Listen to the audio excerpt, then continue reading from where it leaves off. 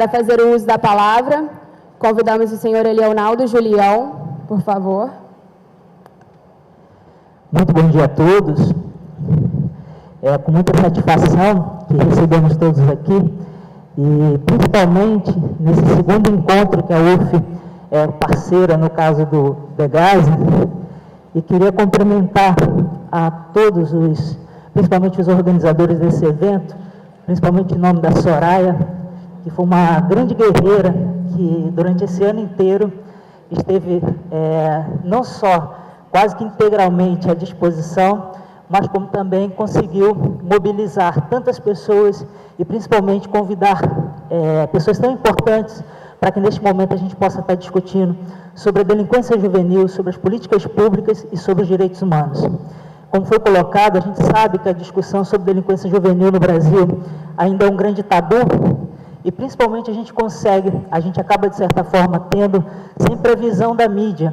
Então acho que aqui será a oportunidade para que todos nós possamos conversar, dialogar e de certa forma refletir melhor sobre o que efetivamente significa isso. Então sejam todos muito bem-vindos e que tenhamos 3 dias de ótimos encontros, de ótimos debates aqui. Muito obrigado e bom dia a todos. Nesse momento, convidamos para fazer o uso da palavra a senhora Maria Cristina Carvalho Fernandes. Bom dia a todos e a todas. É um prazer estar aqui, dividindo essa mesa com todos vocês, com todas essas autoridades. É um prazer dividir esses 3 dias de discussões, de reflexões a respeito dos adolescentes. A aproximação com a academia é um passo fundamental para que a gente reflita sobre a nossa atuação no cotidiano, para que a gente não caia na mesmice, para que a gente possa inovar, oxigenar nossos pensamentos. É um prazer realmente estar aqui, espero poder contribuir com os debates, dando o olhar da Defensoria a respeito de tudo que foi dito aqui.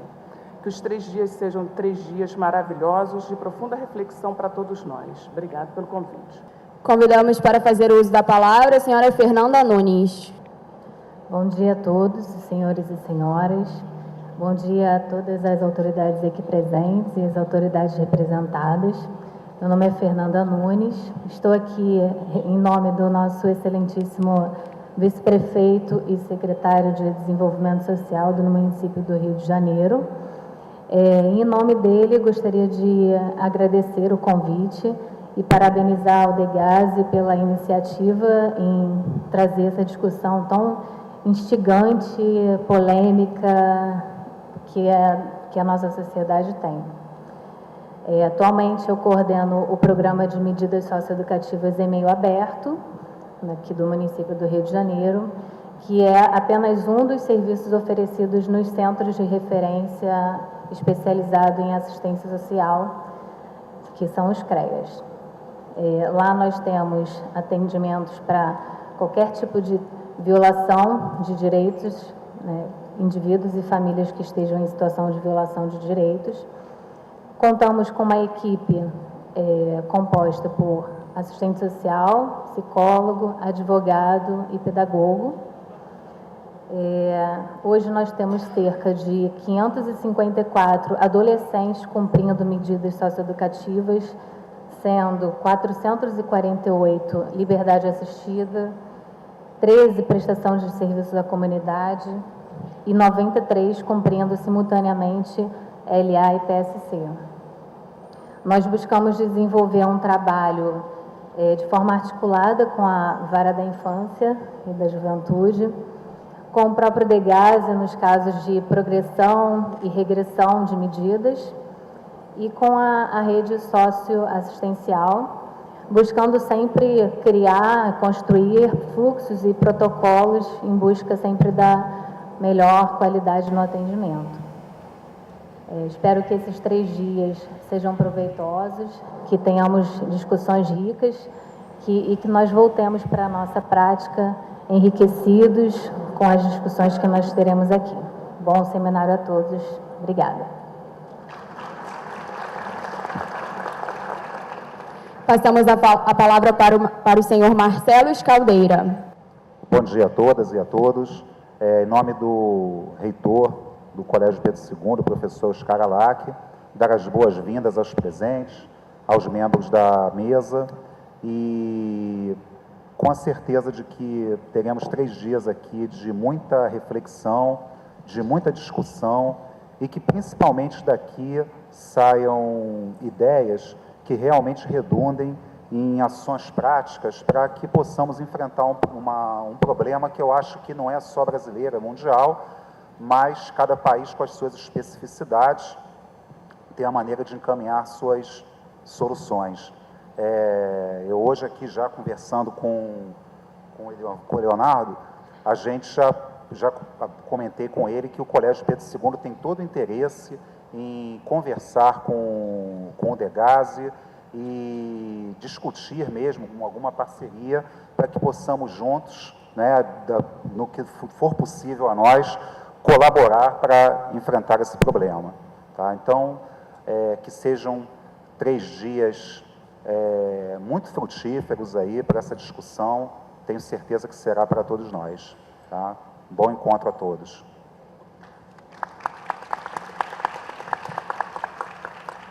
Convidamos para fazer o uso da palavra o senhor Paulo Carrano.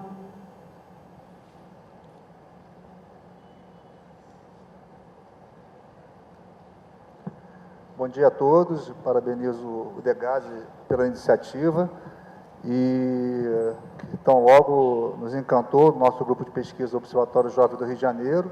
Nós somos da Universidade Federal Fluminense, um grupo de pesquisa e extensão, e aqui está o nosso pró-reitor de extensão, que não nos deixa mentir. A gente tem perseverado nessa busca de realizar o equilíbrio entre ensino, pesquisa e extensão, e nesse caso particular, né, desse campo das medidas socioeducativas, nós temos um desafio enorme, todos vocês que estão atuando no campo, quem acompanha, que é manter a ideia de que este é um processo de fato educativo. Cada vez mais se dissocia, né, a ideia da punição e da educação. Quer dizer, é uma luta manter na representação social essa tensão, que a punição, se não for fruto de um princípio, de um processo verdadeiramente educativo, ela é apenas vingança social.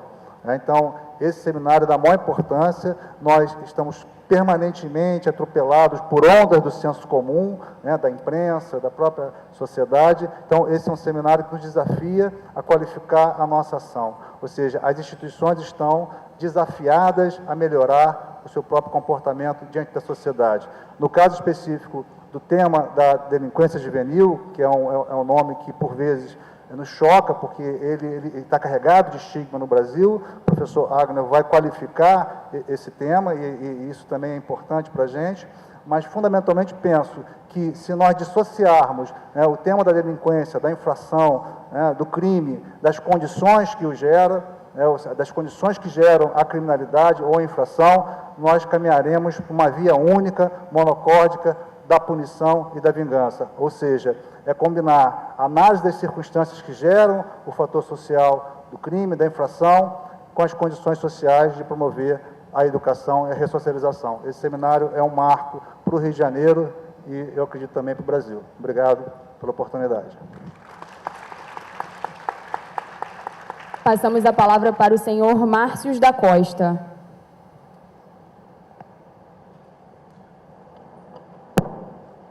Bom dia a todos. Bom dia a todos. Aproveito para também dar as boas-vindas àqueles que estão visitando o Rio de Janeiro e, fazendo minhas as palavras do ilustre colega, realmente pensar hoje na ideia de que os nossos adolescentes possam vir a praticar, por algum motivo, algum ato infracional. Isso nos leva a refletir, até mesmo pelo que já foi dito nesta mesa, que algumas coisas no Rio de Janeiro mudaram. Até bem pouco tempo, vamos dizer, cerca de 5 anos, jamais pensaríamos em ouvir falar em execução de medidas socioeducativas meio abertas, como foi dito aqui hoje. Praticamente, o quantitativo dos adolescentes e a proporcionalidade dos adolescentes que são ressocializados dentro da ideia da política do Estatuto da Criança e Adolescente no Rio de Janeiro é uma internação para 6 medidas de meio aberto. Isso mostra que nós não somos nem melhor nem pior, mas apenas diferentes na tentativa de enfrentar esse problema e buscar uma solução moderna, uma solução madura, e dentro dessa política, o Tribunal de Justiça do Estado do Rio de Janeiro, com o apoio da atual presidente, da Coordenadoria de Infância, Juventude e Família, né, tem se orientado no sentido de fomentar cada vez mais esta ideia de que o local de adolescente não é, como se procura falar às vezes, na prisão, e sim dentro de uma sala de aula. E por este motivo, eu acredito que não exista nesse momento local mais apropriado para a realização desse seminário do que um colégio. Então, eu acredito, torno a reafirmar que esta ideia, que essa proposta feita pelo DEGASE, junto com o governo do Estado do Rio de Janeiro, é fundamental no sentido de nós pensarmos, sim, um problema que não é nacional, é mundial, e tentarmos até mesmo aproveitar daqueles países onde possamos aprender alguma coisa, qual seria a melhor solução. Mas talvez, quem sabe, daqui a pouco, também tenhamos capacidade de ensinar e fazer com que isso que nós aqui aplicamos seja repetido, não no Rio de Janeiro, mas no Brasil. Agradeço a todos, bom seminário.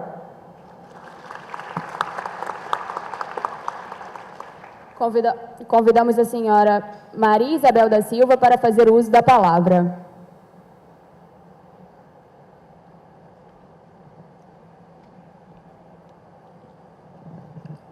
Bom dia a todas e a todos.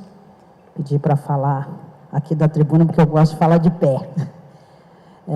Quero cumprimentar a todos os meus parceiros e parceiras de mesa, na pessoa do meu companheiro Alexandre Azevedo, diretor do novo DEGASE e presidente do FONACRIAD. Quero parabenizar os organizadores do Seminário Internacional Socioeducativo e 4º Seminário Estadual Socioeducativo do Rio de Janeiro,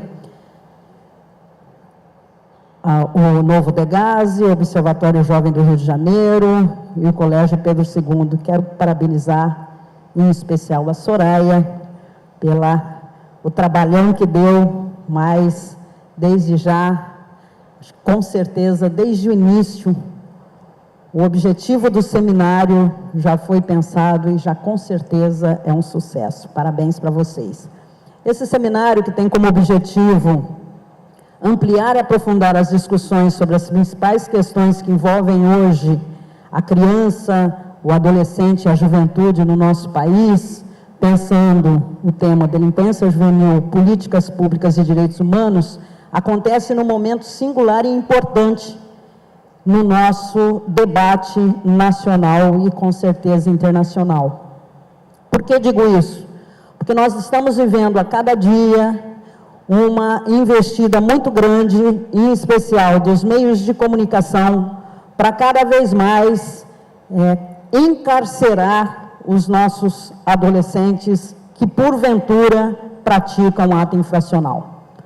Então, a cada momento, nós tivemos agora no último dia 19 o lançamento de um importante instrumento, o Plano Nacional Socioeducativo. A mídia contou isso para alguém? Mas se tivesse, no dia 19, um adolescente cometido um ato infracional, ele seria objeto de notícia, esse ato seria objeto de notícia em todos os jornais, e olhe lá, se a gente não tivesse aquelas vinhetas de plantão nacional na mídia. Então, essa investida da mídia, somada com algumas intervenções no Congresso Nacional, tem levado a muita preocupação o Conselho Nacional dos Direitos da Criança e Adolescente, a Secretaria de Direitos Humanos, do qual também faço parte e trago aqui o abraço não só do CONANDA, mas da ministra Maria do Rosário, da secretária Angélica Goulart, que é aqui do Rio de Janeiro, que é a nossa secretária nacional de promoção dos direitos da criança e adolescente, e o Cláudio Vieira, o nosso coordenador do SINASE, que estará com vocês na quinta-feira. Mas nós estamos vivendo um verdadeiro retrocesso dentro do Congresso, né? O relatório do senador Ricardo Ferraço sobre as propostas de emenda à Constituição para a redução da idade penal aponta para a redução para 16 anos dos crimes hediondos. Por outro lado, tem um requerimento para a criação na Câmara, para a criação da frente parlamentar pela redução da idade penal, com mais de 221 assinaturas. Portanto, 50 a mais do que o necessário para um requerimento como esse. Também temos na Câmara uma comissão especial tratando de 19 projetos de lei para mudança nas medidas socioeducativas e caminhando a passos largos para o aumento do tempo de internação e encarceramento dos nossos adolescentes a partir dos 18 anos em unidades comuns. Então, esse tipo de investida nós precisamos combater e quero desde já, Alexandre, propor que esse seminário, ao final, aprove uma moção contrária à redução da idade penal, uma moção contrária a qualquer mudança nas medidas socioeducativas, no que está previsto no Estatuto, né, que a gente faça essa inserção naquele Congresso. E por que o CONANDA é contra a redução da idade penal? Primeiro, porque nós precisamos garantir a implementação do Estatuto da Criança e do Adolescente. Não é possível, 20 anos depois, a gente conviver com total desrespeito a essa peça legislativa, essa peça de lei que a gente tem nas mãos e que não é cumprida.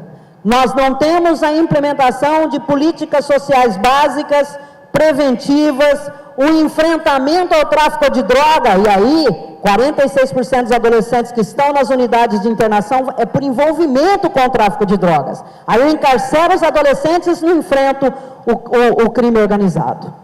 É essa a lógica? Não, nós não concordamos com essa lógica. Nós queremos a implementação do Estatuto, políticas sociais, empoderamento das famílias, empoderamento das crianças, dos adolescentes, para que eles possam se livrar e não se envolverem em qualquer ato infracional. Mas se envolverem em ato infracional, eles precisam de fato ser cuidados da forma como está o Estatuto, que é em medida socioeducativa, em projetos, começando pelo meio aberto. Então quero aqui parabenizar e dizer da felicidade de ver a Fernanda aqui.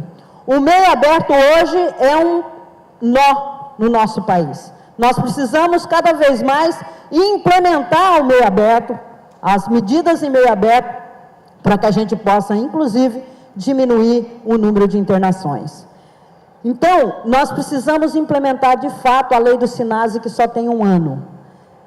Precisamos garantir a criminalização daqueles que se utilizam de adolescentes para cometerem os seus atos.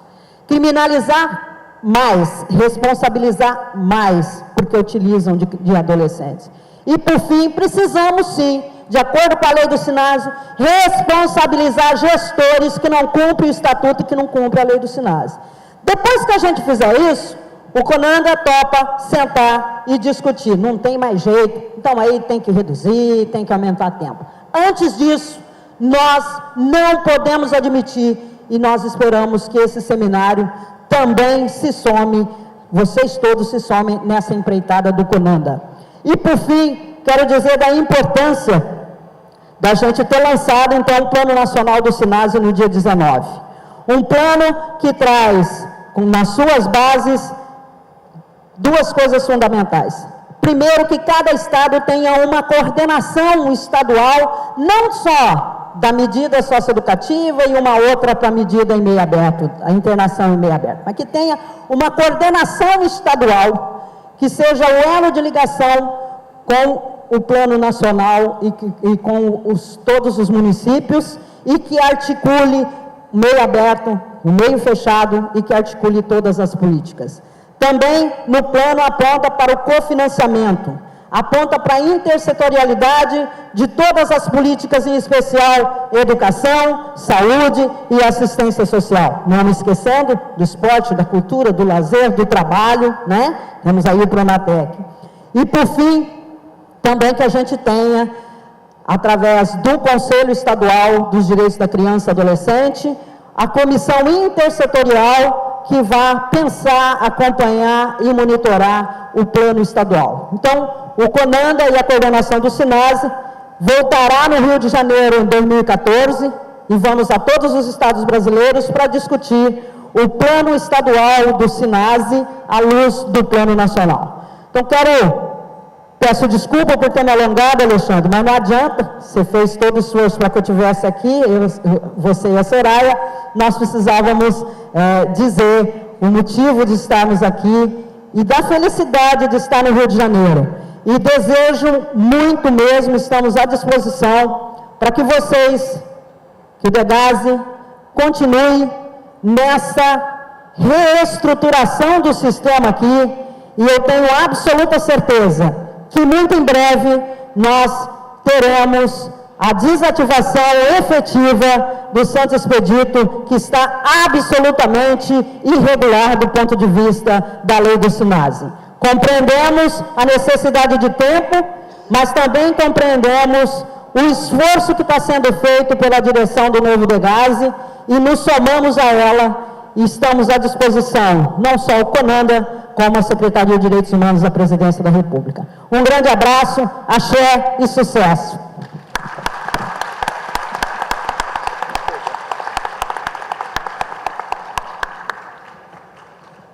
Neste momento, passamos a palavra para o senhor Robert Agnew.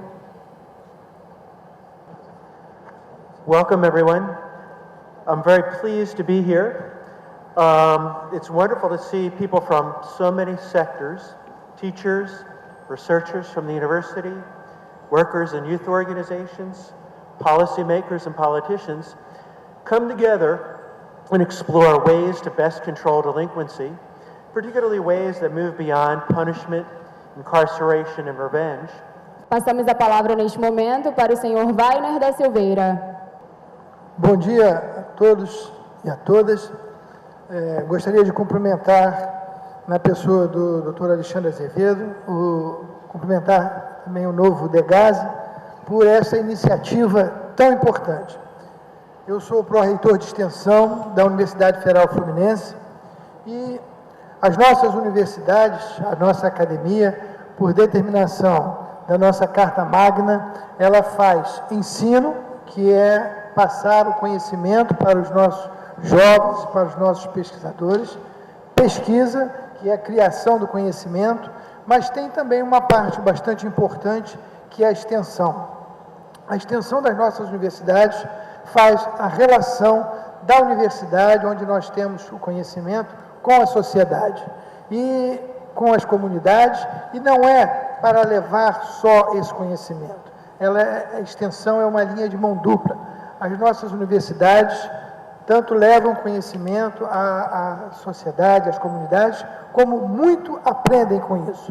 Nossos cientistas desenvolvem teses de doutorado, dissertações de mestrado, sobre as nossas comunidades, sobre o nosso país, sobre como a nossa comunidade reage, como ela cresce. E, portanto, nós temos uma satisfação muito grande de a Universidade Federal Fluminense poder contribuir com uma iniciativa como essa. Esperamos e gostamos de dizer a todos vocês aqui presentes, principalmente os nossos colegas da mesa, que a Universidade Federal Fluminense está pronta a colaborar, pronta a contribuir com tudo aquilo que for necessário para que nós possamos melhorar as condições dos nossos jovens e dos nossos adolescentes. E ficamos orgulhosos, porque sabemos que um país precisa se preocupar com a sua juventude porque se não fizerem assim, esse país não tem futuro. E nós acreditamos no futuro do Brasil, e eventos como esse, em que nós reunimos tantas pessoas para discutirmos as possibilidades de melhorarmos as condições de todos os nossos jovens, é um evento importantíssimo. E podem contar conosco, com os nossos professores, como falou aqui o professor Carraro, que estaremos à disposição nessa luta que o país precisa empreender. Obrigado.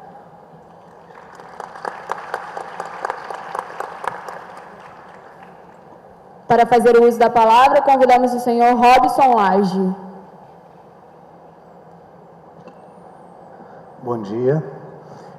Em nome do senhor secretário de Educação do Estado do Rio de Janeiro, Wilson Risolia, eu dou boas-vindas e parabenizo a mesa, e principalmente na figura dos palestrantes, o doutor Alexandre, que está à frente do DEGASE, e ficamos com muita expectativa com relação a esse encontro, porque um encontro dessa monta, no nosso Estado, com os palestrantes que nós vamos ter aqui e recebendo as pessoas que hoje estão sendo recebidas de vários estados, é a possibilidade de se discutir, de se enfrentar junto e buscar junto soluções que é comum ao país inteiro, que não são problemas apenas do Rio, ou apenas de São Paulo, ou apenas de Minas.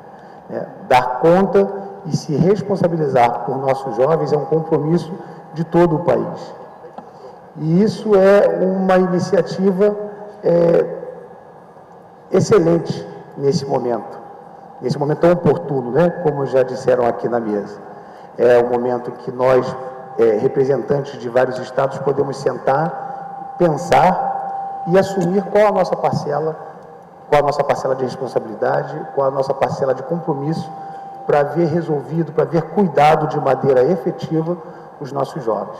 Queria agradecer a todo mundo da mesa, principalmente ao Alexandre mais uma vez, e a todos os que aqui estão. Um bom dia e bom dia de trabalho durante todos esses 3 dias que vamos estar juntos. Obrigado. Com a palavra, o senhor Alexandre Azevedo.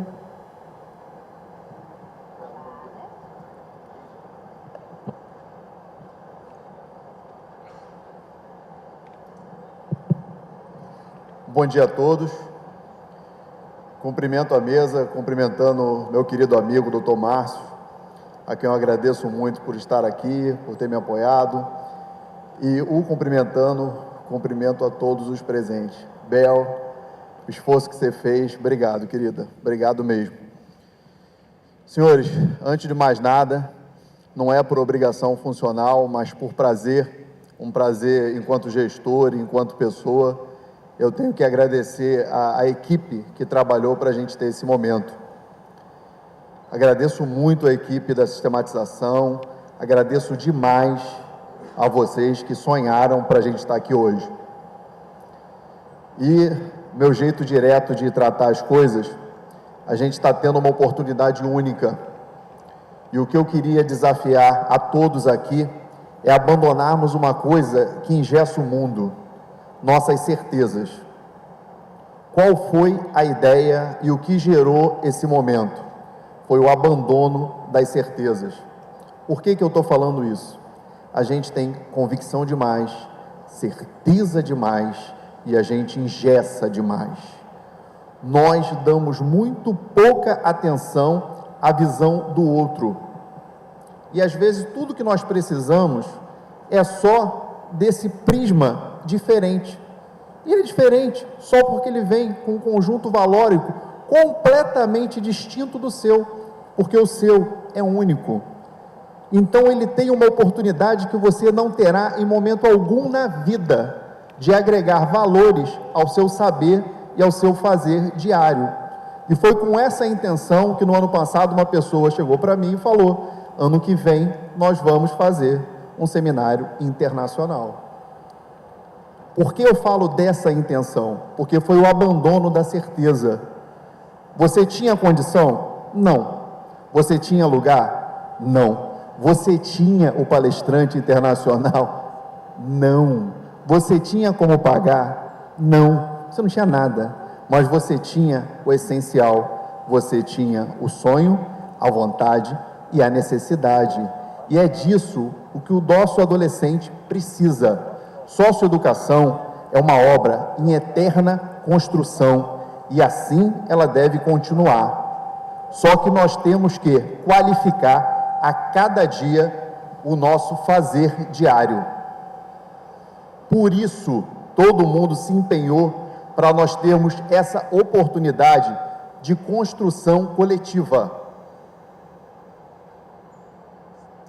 Construção aonde a academia, aonde os entes públicos e privados, aonde a sociedade civil, aonde todos se reúnem e falam: eu acho isso, eu faço isso, vamos fazer juntos e vamos fazer melhor. Nosso adolescente tem pressa, quem tem fome tem pressa. Meu avô falava isso do alto da sua 4ª série primária e com uma sabedoria que eu nunca alcancei. E acho que vou viver 2 vidas e não vou alcançar.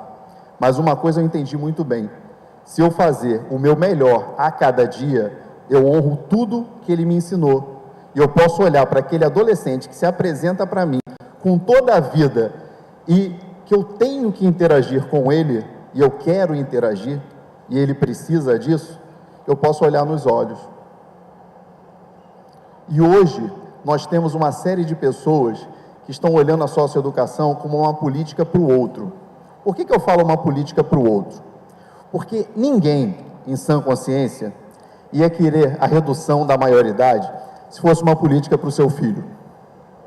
Ninguém ia querer ampliar o tempo de internação se fosse uma política para o seu filho. Ninguém ia negar um terreno para construir um centro de socioeducação se fosse uma política para o seu filho. Ninguém ia dificultar o acesso ao primeiro emprego, a um egresso do sistema socioeducativo, se fosse uma política para o seu filho.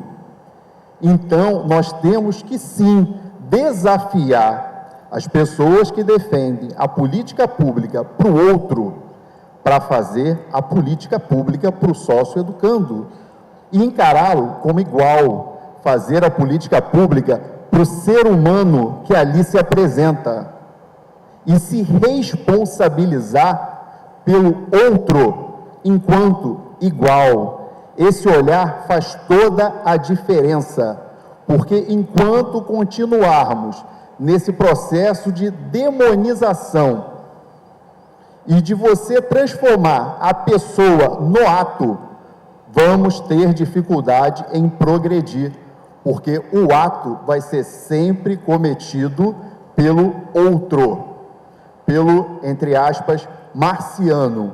É uma pessoa que está além da sua convivência e que você não vê como igual, como próximo. Reflitam sobre isso, cobrem das pessoas que nós elegemos. Está na hora de parar com isso. Isso é inaceitável. Eu quero política pública para o meu filho. Eu quero política pública para todos. Eu quero socioeducação para a gente. Então, senhores, não vou me alongar. Quem me conhece sabe que eu falo pra caramba.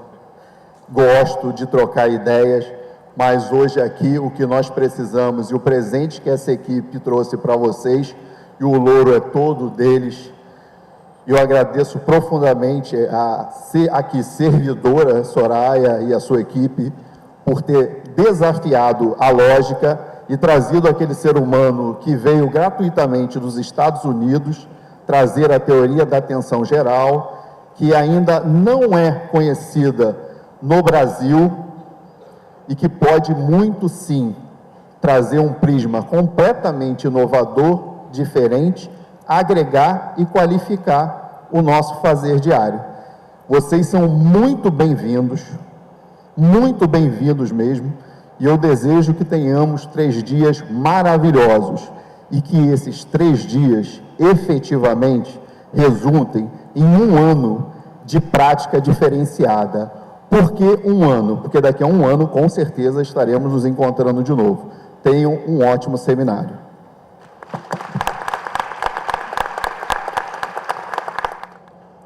Agradecemos a participação de todos os integrantes da mesa de abertura.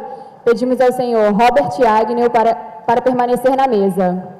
E vamos dar início à primeira conferência, que tem como tema Delinquência Juvenil na Sociedade Contemporânea. Chamamos o presidente da Sociedade de Criminologia Americana, professor de Sociologia na Universidade de Emory e autor da teoria da atenção geral, o senhor Robert Agnew, para iniciar sua palestra. Well, again, welcome everyone. Once more, it is wonderful to be here and to see people from so many different sectors of society come together and address this very important issue. I think the fact that you're all here to spend 3 days in dialogue and debate is a major accomplishment in and of itself, and perhaps represents perhaps the major hurdle that you have to overcome in transforming your juvenile justice system and moving away from punishment and moving more toward prevention and rehabilitation. In my talk today, if we can get to the second slide, in my talk today, I want to do 3 things. First, I want to briefly describe the major theories or explanations of delinquency and their recommendations for controlling delinquency. Second, I want to talk about general strain theory, and I am best known for developing general strain theory from my work in the area, but I emphasize it is only one of several major theories of delinquency. And then I want to describe general strain theory's recommendations for reducing delinquency. One of the key lessons that I think has been learned about controlling delinquency, a lesson that took us some time to learn in the United States, a lesson that has been repeated in many other countries, is that the most effective methods for controlling delinquency are those that address the key causes of delinquency. And general strain theory identifies many of those key causes. Next slide, please. There are a large number of delinquency theories. Some focus on biological and psychological causes of delinquency.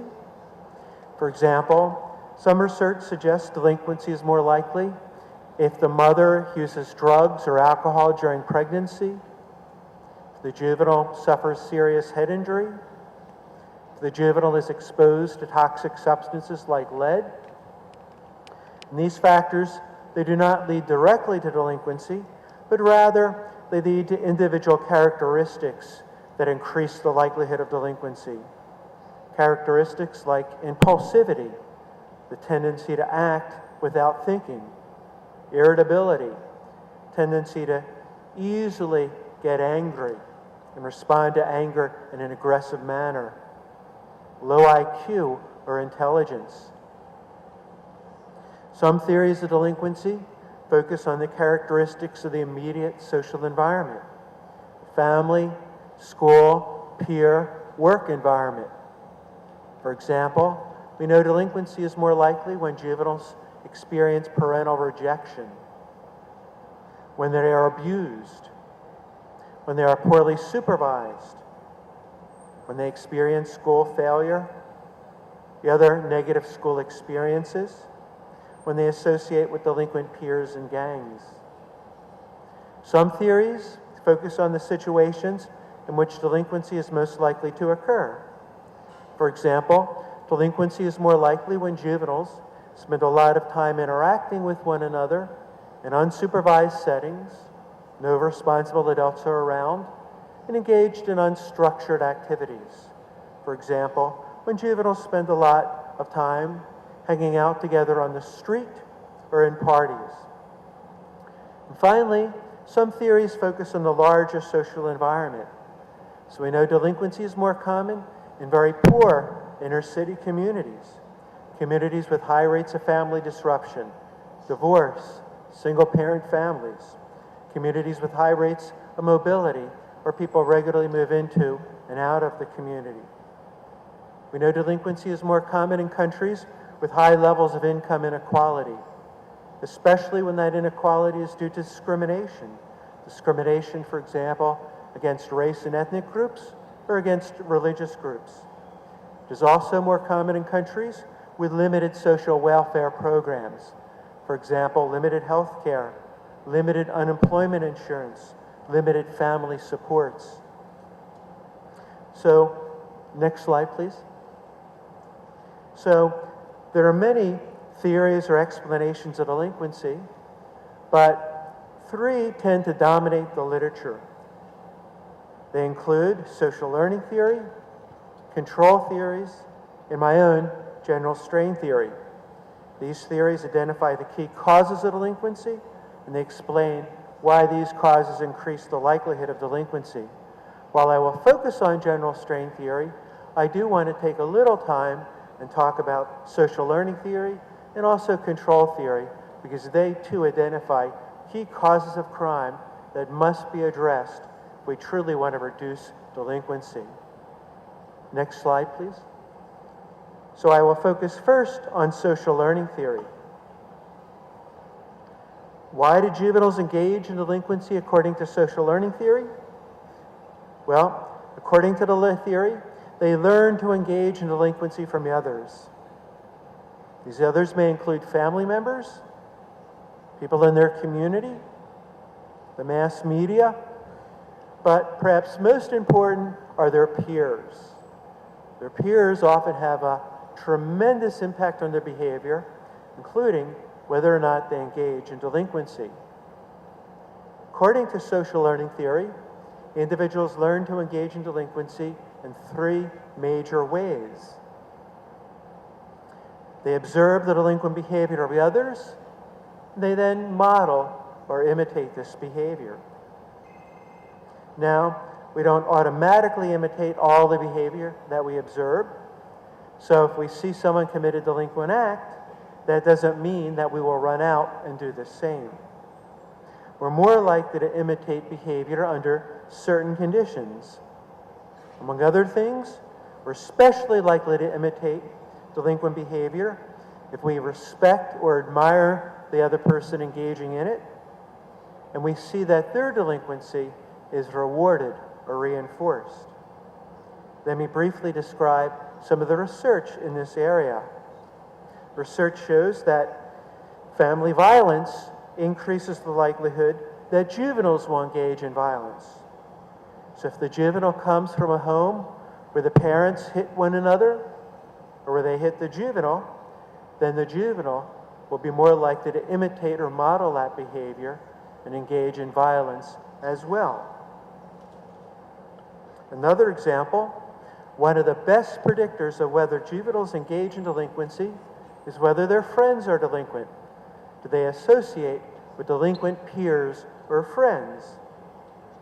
One of the reasons for this, not the only, but an important reason, is that these juveniles model the delinquency of their friends, whom they like and respect.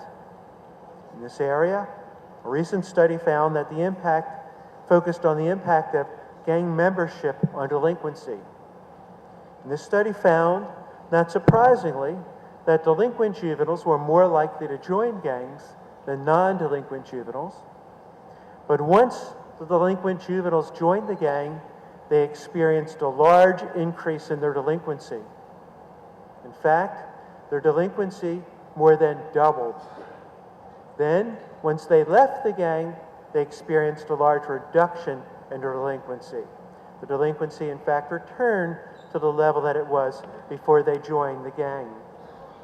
So according to social learning theory, one way in which we learn to engage in delinquency is we are exposed to delinquent models and we then imitate. And the most important delinquent models for juveniles are their peers. The juvenile gets involved in a delinquent peer group, and especially in a gang, much more likely to engage in delinquency. The second way in which we learn to engage in delinquency is we are reinforced or rewarded for delinquency. And some juveniles are in environments where they are more likely to be reinforced for delinquency. They are reinforced sometimes by family members, sometimes by people in the community, but again, most often by their friends. They are reinforced often with social approval, with status, with respect. So they engage, for example, in a violent act. Their friends pat them on the back, speak highly of them. They have much respect. Sometimes even family members will reinforce delinquent behavior, sometimes intentionally, sometimes unintentionally. The third way they learn to be delinquent is they are taught values or beliefs that are conducive to delinquency, that help foster delinquency. Now, in the United States, no one teaches juveniles that delinquency is generally good. No one tells juveniles that it is a good thing to engage in violence or to steal or to use drugs. But in the United States, it is sometimes the case that juveniles are taught that delinquency is good or justifiable or excusable under certain conditions. So it is not generally good, but they are taught that it is good under certain conditions. Let me give an example. A researcher in the United States studied juveniles in a poor inner city community with a very high rate of violence. And he discovered that many of the juveniles in this community believed in what he called the code of the street. And at the heart of the code of the street is the idea of respect. Great emphasis is placed on respect. Respect is something you have to earn, and it is something that has to be protected at all costs. Now, in this poor inner city community, respect is hard to come by through legal channels, through getting a good job and making a good salary. So there is a lot of competition for respect, and many people earn respect through violence. In particular, if someone treats them with disrespect, they often respond with violence. If they are insulted, provoked in any way, they are taught that violence is an appropriate, a justifiable response. That violence is the way you get respect. So they don't believe that violence is generally good, but they come to learn that violence is justifiable or excusable if someone treats you in a disrespectful manner. If someone insults you, even if it is only a minor insult. If someone stares at you too long, violence, they learn, is an appropriate response. So that's part of the code of the street. They learn it in this community. They learn it from their friends, from their neighbors, from their family. They come to adopt it. It increases the likelihood they will engage in violence. So that is social learning theory, a major theory of delinquency. Again, says we learn to engage in delinquency from the others. We learn in three ways. We model the delinquency we see our friends and the others commit. We are in situations where our delinquency is sometimes reinforced. We learn values or beliefs that are conducive to delinquency. Next slide, please. Social learning theory has several implications for controlling delinquency. I'll just briefly mention them now, but talk a little bit more about them later, toward the end of my presentation. But one, prevent association with delinquent peers and gangs. And this is something, among other things, that we can do by increasing the ties of juveniles to their parents and teaching parents to better supervise their children. Reduce the number of gangs in the community, the number of juveniles who belong to these gangs. That's something that is often difficult to do, but there are several programs out there that have had some success in doing that. And again, I'll talk more about them a little bit later. Alter beliefs that are favorable to delinquency. Teach juveniles that responding to signs of disrespect with violence is inappropriate, that there are better ways to deal with insults and provocations. Teach parents, teachers, and others how to better sanction delinquency and reinforce or reward conformity. And finally, be very, very careful if you can find juveniles in an institution. We have discovered in the United States that for the most part, confining juveniles in institutions does not reduce their subsequent delinquency. If anything, it increases it. The longer they are confined, it seems the more likely they are to engage in delinquency upon their release. And one reason for that is delinquent institutions often function as schools for crime. You put a juvenile in a juvenile institution and you isolate them from law-abiding citizens. You confine them with the other delinquents. And these other delinquents, they often model delinquency, reinforce or reward delinquency, teach beliefs and values that are favorable to delinquency. That is not to say that all juvenile institutions are like this, but most seem to be. There are some juvenile institutions, they are very small, they are carefully managed, the staff provides much support to the juveniles who are there, and they place much emphasis on rehabilitation. These institutions do reduce the likelihood of subsequent delinquency. But ideally, they should be used as a last resort. There are perhaps some very violent juveniles who need to be confined in institutions, and if that is the case, then again, if they are confined in institutions of this type, these small, supportive, rehabilitative institutions, then they may come out better rather than worse upon their release. So that is social learning theory.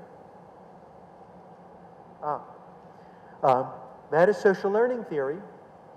And one thing that I would encourage you to do, and I apologize, I wish that I was able to present to you in Portuguese. Alas, I am not. So if anything that I say is unclear, or if you have any questions about anything that I say, please write them down and give them to the organizer, and I will set aside time at the end of my presentation to answer as many questions as I am able. But again, that is one major theory of delinquency, social learning theory, and it does a good job of explaining why many juveniles engage in delinquency, and there are recommendations that it makes for controlling delinquency have had some effect in reducing delinquency. We go to the next slide. The second major theory of delinquency, control theory. Why do juveniles engage in delinquency according to control theory? Control theory disagrees with social learning theory. Social learning theory says juveniles must be taught to engage in delinquency. Control theory says no special instruction is necessary to engage in delinquency. That individuals are naturally inclined to engage in delinquency. Delinquency is often the easiest way to get what we want. We want money, much easier to get it through theft than it is through getting a job and working hard. So when it angers us, very easy to assault them. So control theory says we are naturally inclined to engage in delinquency. That may sound like an odd argument, but think about very young children. Perhaps you're familiar with children 1, 2, 3 years old. If these children want something, what do? They take it. If someone angers or upsets them, what do? They hit the person. So control theory says delinquency is natural, and rather than asking why do individuals engage in delinquency, what we should be asking is why do individuals conform? For our young children, they regularly take what they want, they regularly hit others.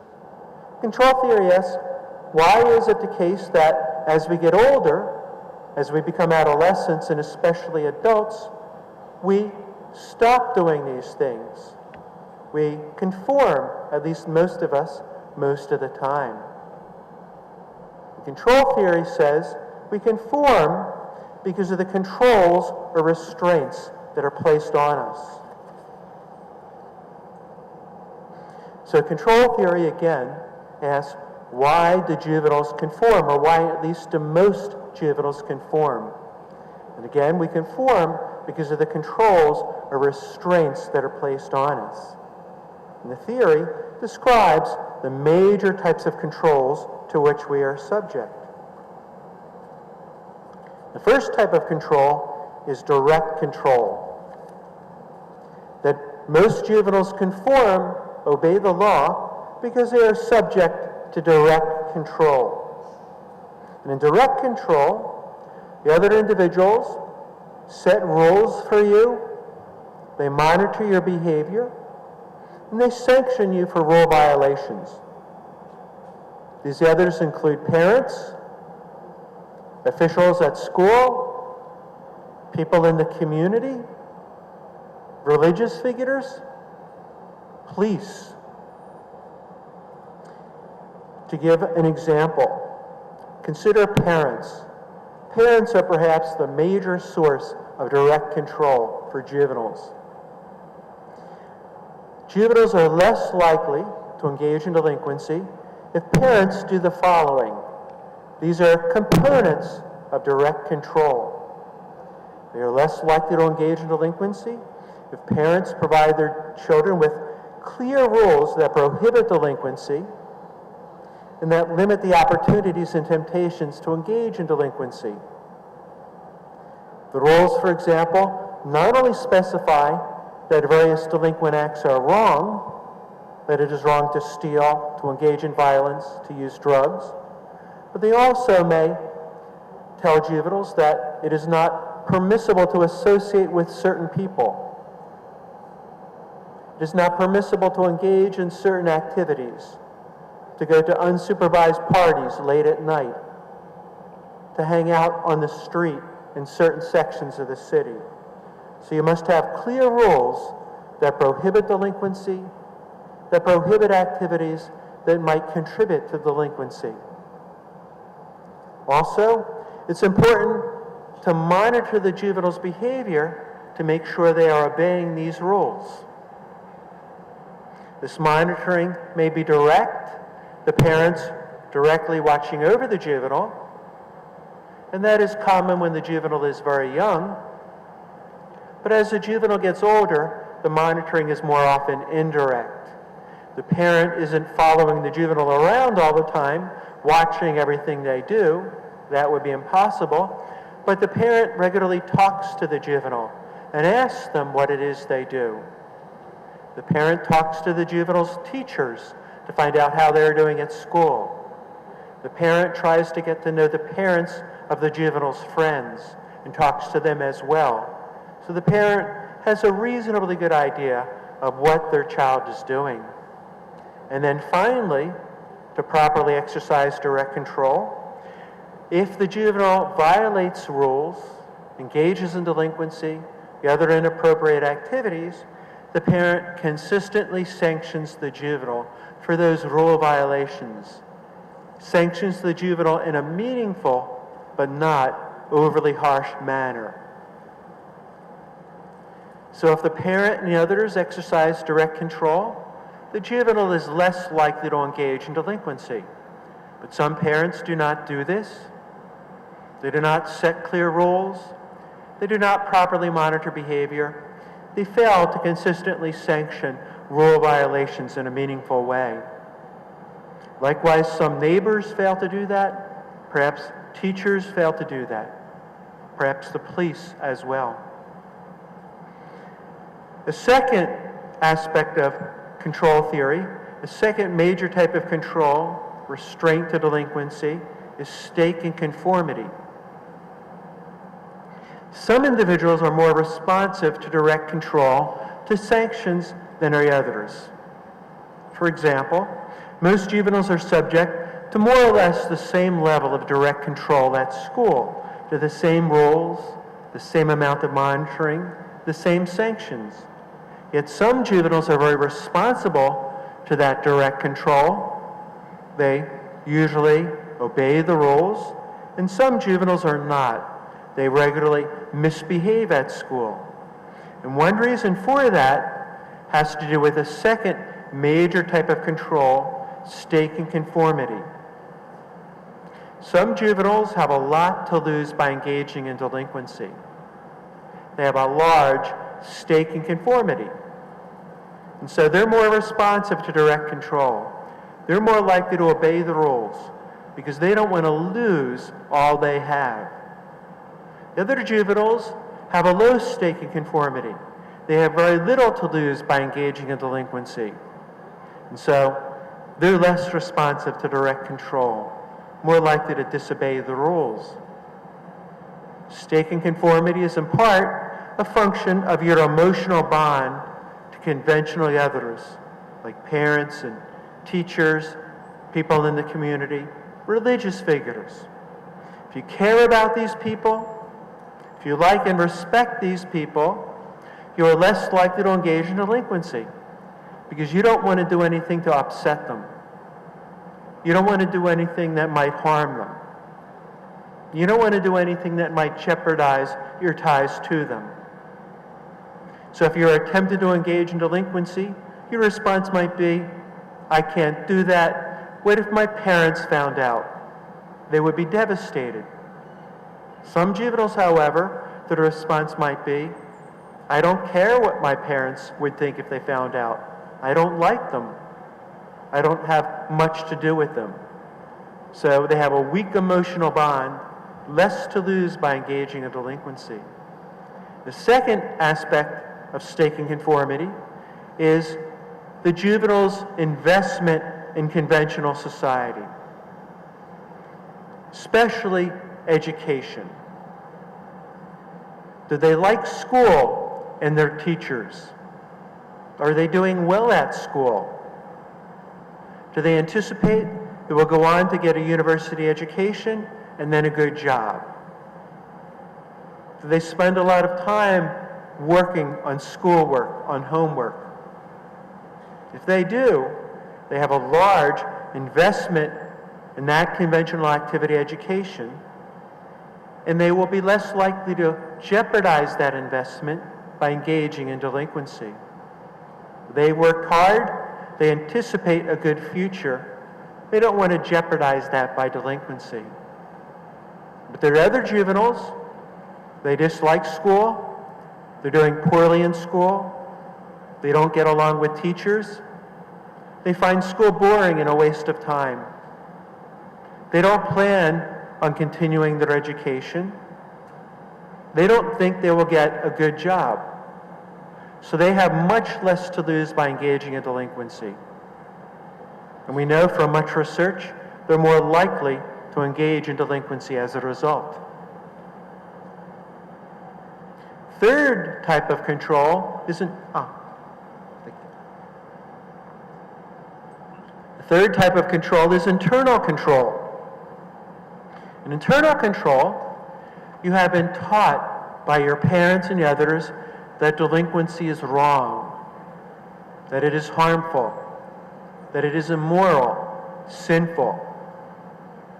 And you come to internalize or adopt that belief. So even if no one is around to sanction you, even if there is no chance you will be caught and punished, you still refrain from delinquency because inside, deep down inside, you have been taught that it is wrong and you have come to believe that. So that is a third type of control. And the final type of control, self-control. Here, your parents and others teach you to exercise self-restraint. Instead of acting without thinking, they teach you pause. Think about the consequences of what you are doing. Think about whether your actions might harm yourself or harm the others around you. And so they teach you to exercise this self-control, this self-restraint. So these are the major types of control, the major restraints against delinquency. Individuals who are high in these types of control, again, much less likely to engage in delinquency. Next slide, please. And social control also has policy implications. It also suggests actions we should take if we want to effectively reduce delinquency. We need to teach parents and others, if necessary, how to effectively exercise direct control, because many parents do not know. We need to create a stake in conformity for juveniles. We need to do things to make sure they develop a strong bond to parents and others. We need to improve their school performance, build strong ties to school. We need to create a society where they have good opportunities in the future, where they come to think that if I work hard at school, if I obey the law, that there's a good future for me. We need to teach them to condemn delinquency. We need to develop their self-control. And again, many programs that are effective at doing this, and I'll talk more about them at the end of my presentation. So, two major theories of delinquency, social learning theory, social control theory, somewhat at odds with one another, but the research suggests that they both have some truth. That the causes they point to do impact juvenile delinquency, that the policy recommendations they make are effective at reducing delinquency. Finally, I turn to my own theory, general strain theory. And general strain theory is not opposed to social learning theory, not opposed to control theory, but rather supplements these theories, points to additional causes of crime that we must address to effectively reduce delinquency. The basic idea behind general strain theory is a simple one. When juveniles experience strains or stressors or tensions, they may become upset, and they may respond, they may cope through crime. General strain theory takes this simple idea and builds on it. First, let me describe what I mean by strains. Strains refer to events and conditions that are disliked by individuals. Things like child abuse, unemployment, inability to achieve your economic goals, etc. There are what I call objective and subjective strains. Objective strains refer to events and conditions disliked by most people in a given group. So if I were to survey or question you, I'm sure we would find a large number of events and conditions that most of you disliked. Subjective strains refer to events and conditions disliked by the people who are experiencing them. It's important to make this distinction because people often differ in their subjective reaction to a given objective strain. For example, a well-known research study focused on the objective strain of divorce. Divorce is something that most people consider bad.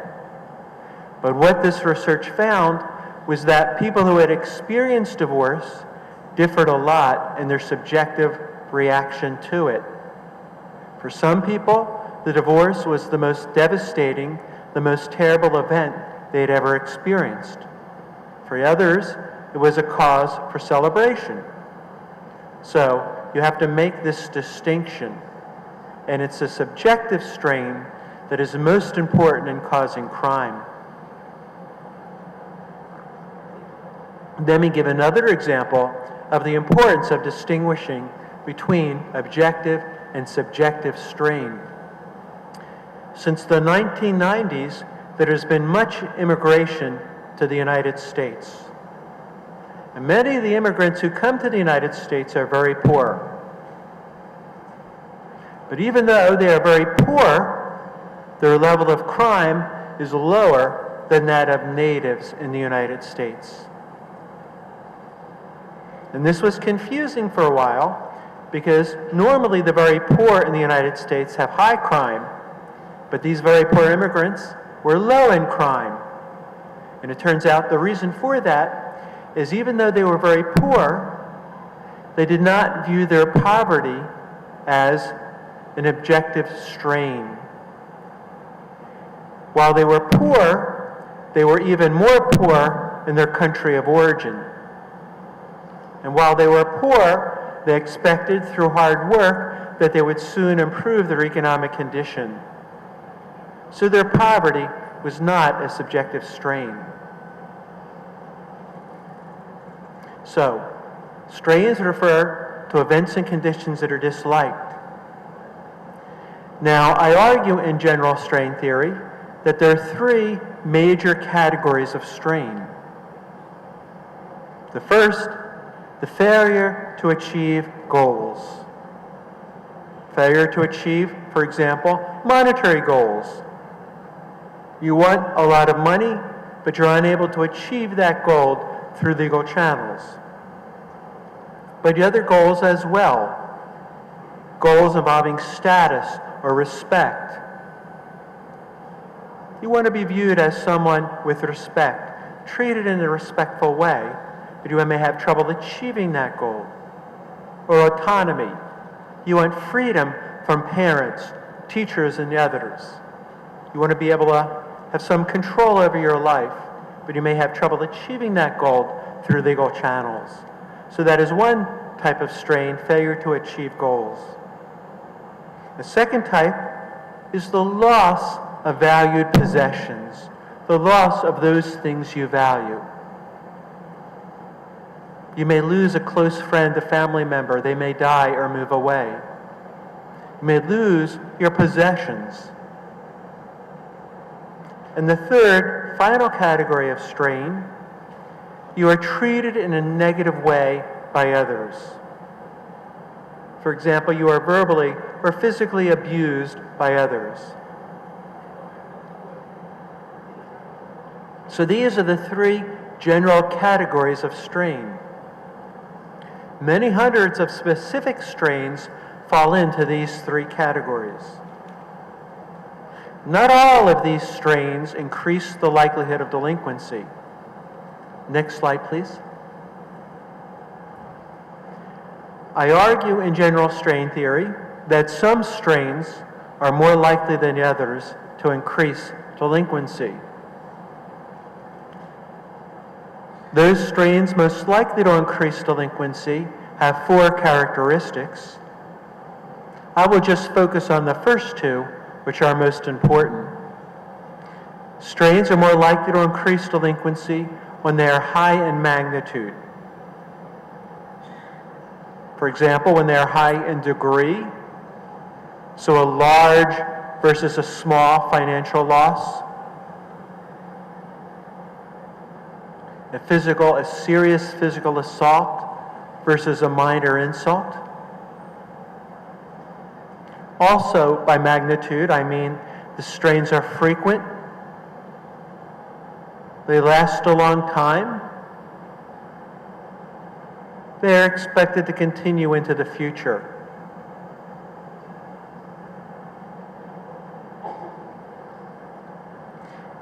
And finally, by magnitude, the strains are high in centrality.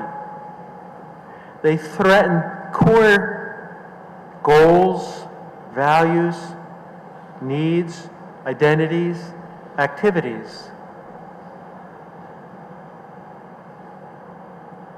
Imagine, for example, I encounter a young man on the street and we interact. If I tell that young man, I think you're a terrible chess player, he might be a little upset, probably not terribly upset. But if I tell that person, you are not a man, he's going to be very upset because I am challenging a core identity. That's an example of what I mean by centrality. A second characteristic of those strains most likely to result in crime is they are viewed or perceived as unjust. So, for example, Parents may punish their child, but if the child deserves that punishment, if the punishment is not too harsh, the child will probably view that as a just punishment and not be very upset. Likewise at school, if a teacher fails a student, but if the student deserved to fail, if the student was given ample opportunity to succeed, then while the juvenile will be upset, the juvenile will not view that failing grade as unjust. But if the juvenile is punished when they do not deserve it, if the punishment does not fit the crime, if it is too severe, then they're going to view that punishment as unjust. So those strains are most likely to cause crime when they are high in magnitude, when they are large, and when they are seen as unjust. Next slide, please. A good deal of research suggests that the following types of strains are most likely to contribute to delinquency. These are the major causes of delinquency according to general strain theory. When juveniles are subject to discipline by parents, by teachers, by others, that is harsh, erratic, and excessive. So the punishment is more severe than you deserve.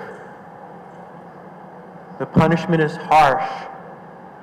It involves hitting. It involves screaming. It involves serious insults. It involves serious threats. Second major type of strain, second major cause of delinquency, child abuse and neglect. So juveniles are abused, they're neglected.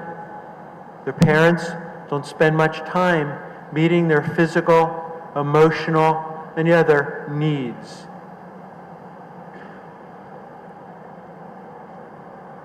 Negative school experiences. Juveniles are receiving failing grades. They do not get along with teachers. They are treated in a humiliating, demeaning way at school. They don't expect to continue their education. They don't believe their education is of much value to them. In fact, they hope to drop out of school. They regularly miss school. Abusive peer relations, especially bullying. The topic of bullying is receiving much attention right now in the United States because we are discovering that it's quite common at school and that it has many negative consequences, including delinquency. So juveniles are regularly subject to verbal and physical abuse by their peers, including at school, but also outside of school. The failure to achieve selected goals, autonomy, status, especially masculine status, being viewed and treated as a man with respect, etc. Their monetary goals. They feel they do not have enough money for the things they need, they want. Criminal victimization. We discover that those who are crime victims in the United States are more likely to turn to crime themselves later on. In fact, being criminally victimized is one of the leading causes of crime, at least in the United States.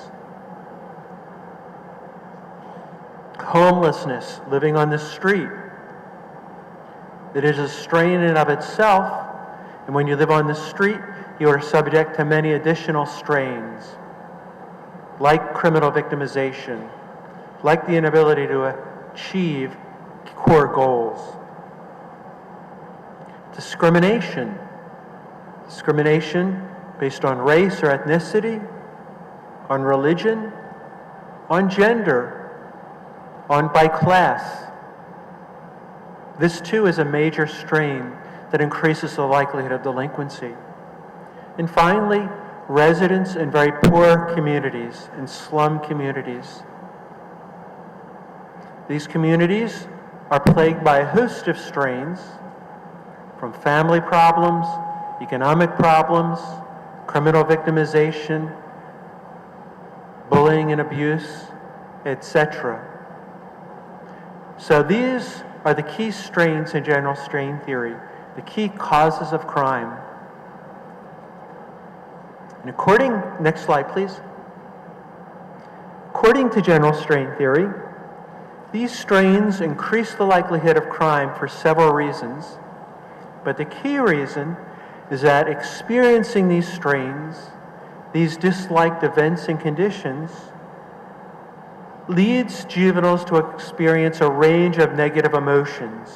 They become angry, frustrated, depressed, humiliated.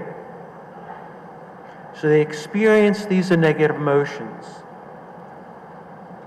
They end up feeling very bad, very upset. And this creates pressure for corrective action. You feel bad, you want to do something about it.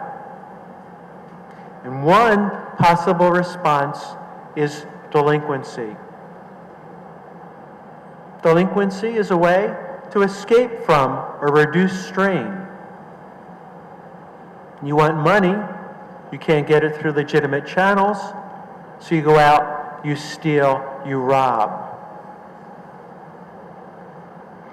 You're being abused at home, you run away from home and live on the street. So delinquency is often a way to reduce or escape from strain.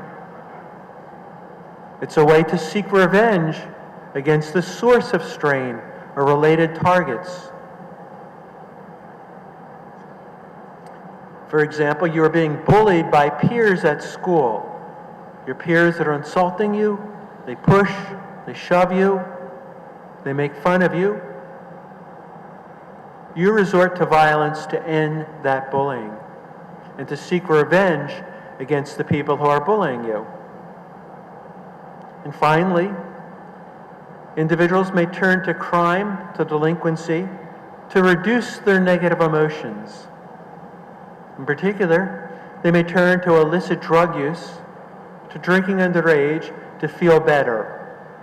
The strain makes them feel bad, they turn to drugs, they turn to alcohol to feel better. So that is the major reason why strains increase the likelihood of delinquency.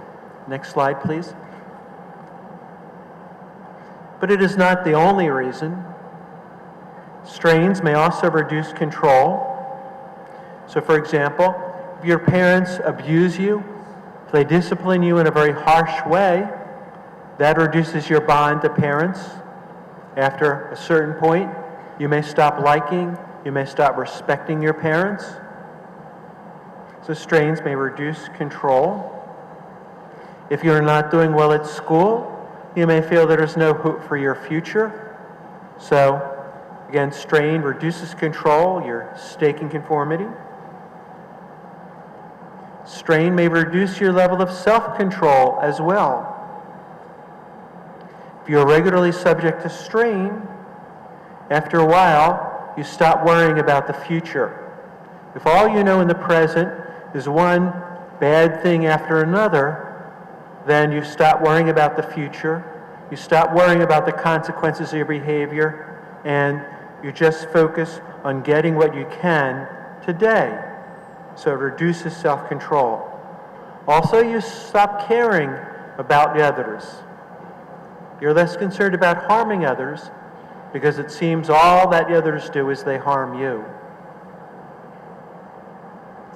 Finally, strain may also foster beliefs favorable to crime. If you experience much strain, if your peers bully you at school, you may come to believe that violence is justified, that they deserve violence. If you struggle economically, if you are very poor, if you don't have the money to meet your needs, then you may come to conclude that theft is a justifiable response.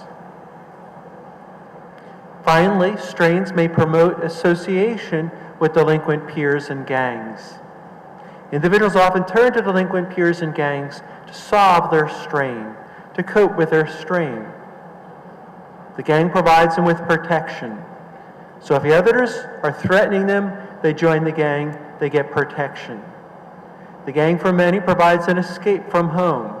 So if home life is difficult, unpleasant, you're experiencing abuse at home, the gang functions as an alternative.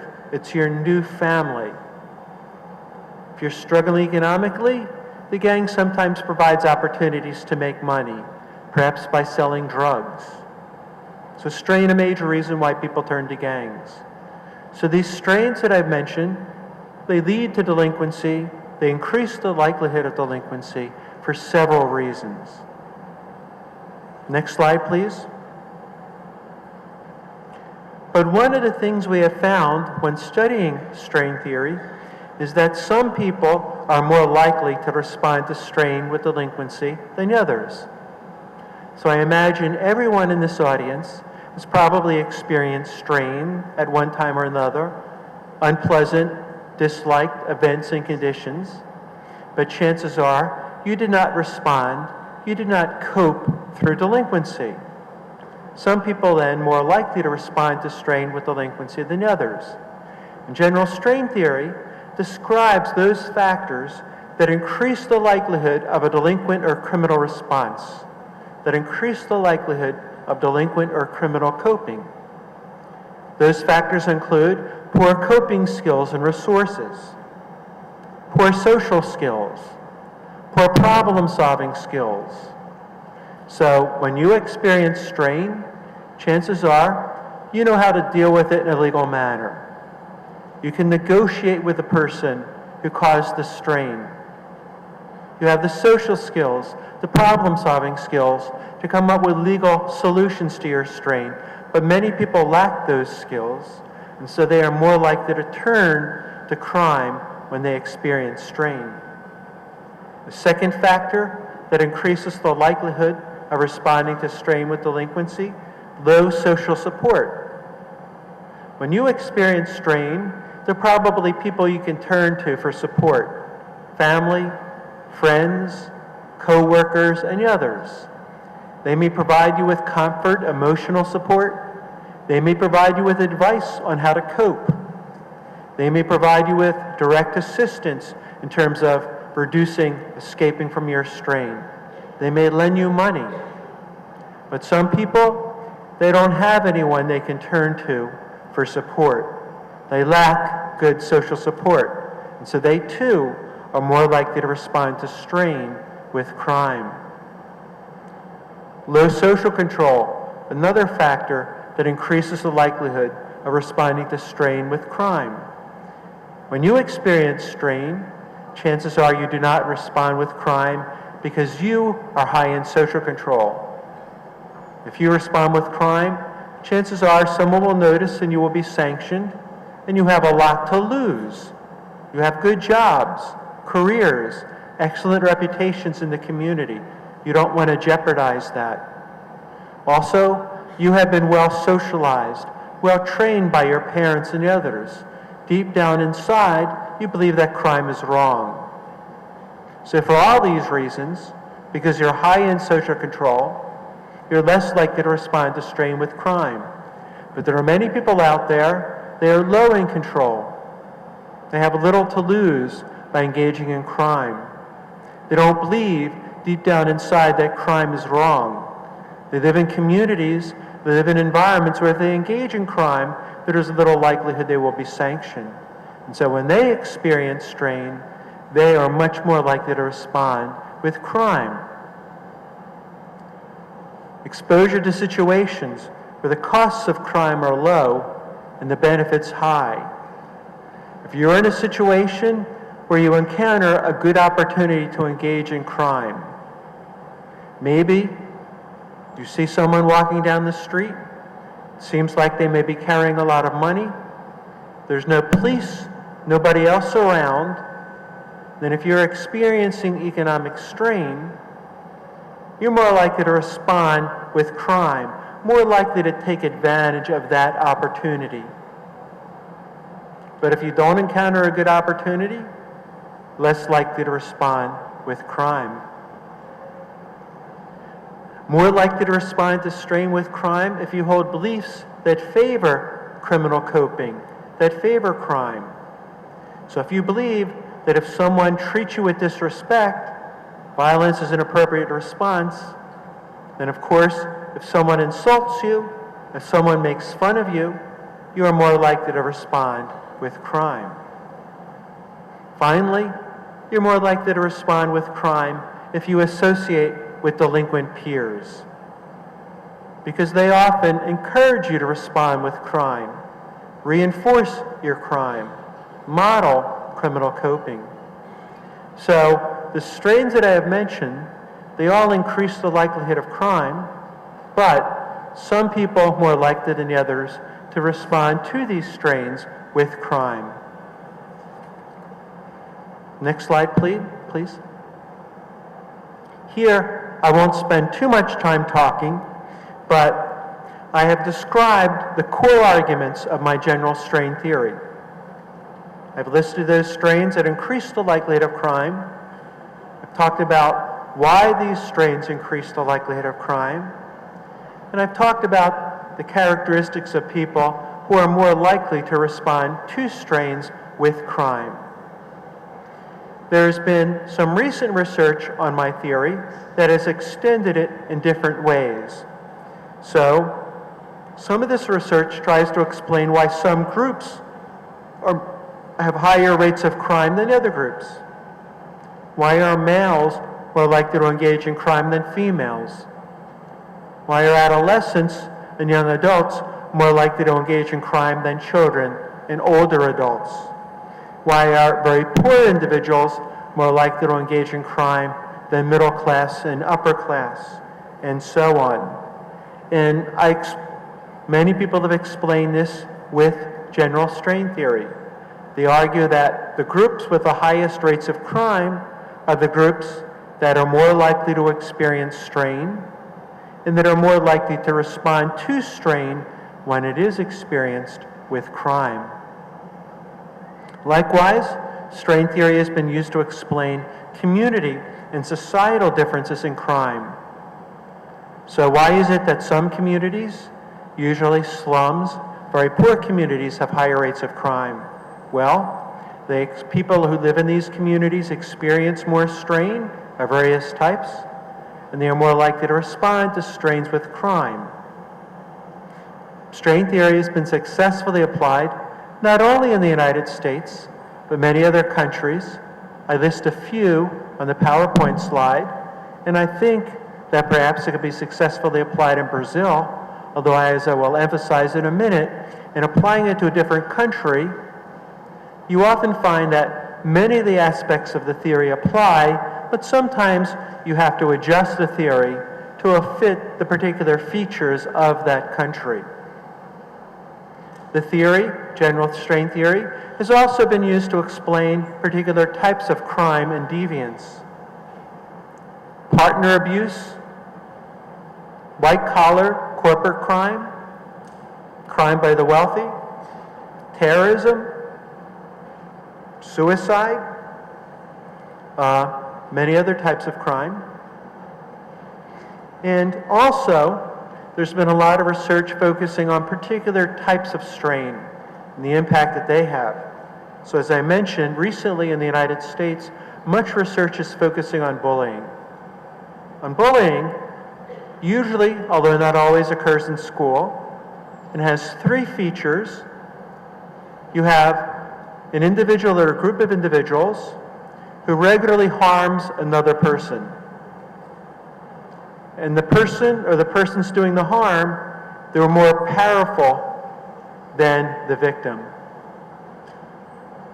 And the bullying occurs on a repeated basis. So very common in the United States, especially in schools. A lot of research right now on it, and we find that it's a major strain and that bullies are more likely to engage in crime. In fact, you may have heard of some of the incidents of school violence in the United States. Someone comes to a school, they bring a gun, they kill many students, sometimes teachers. Many of these perpetrators were previously the victims of bullying. Next slide, please.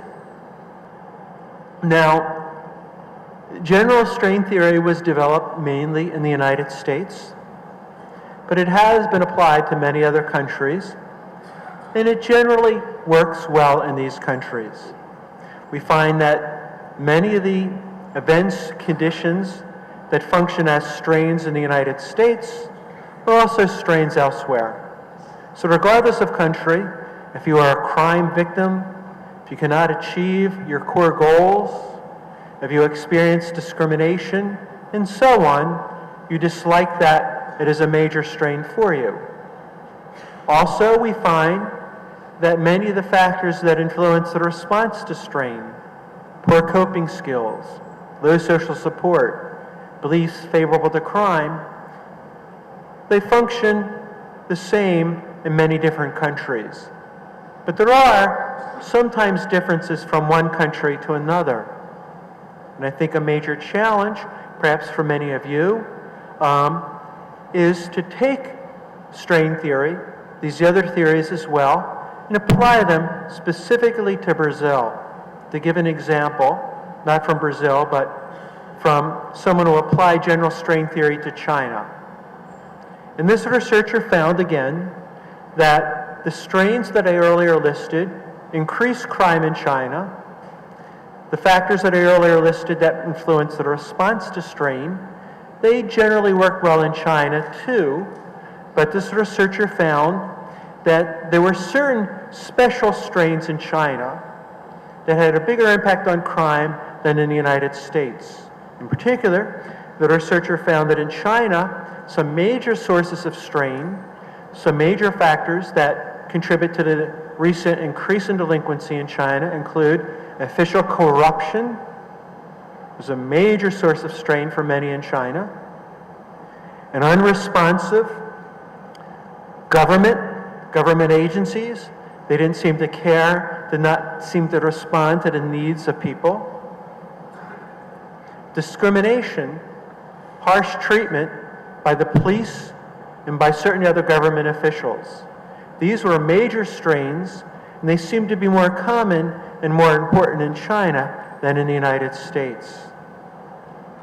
Also, this researcher found that in China, certain additional personal values had a big impact on the response to strain. China is going through a major transition. Some of the juveniles in China still had the old values, which emphasized harmony with and caring about the others. That you think first for the others and only second for yourself.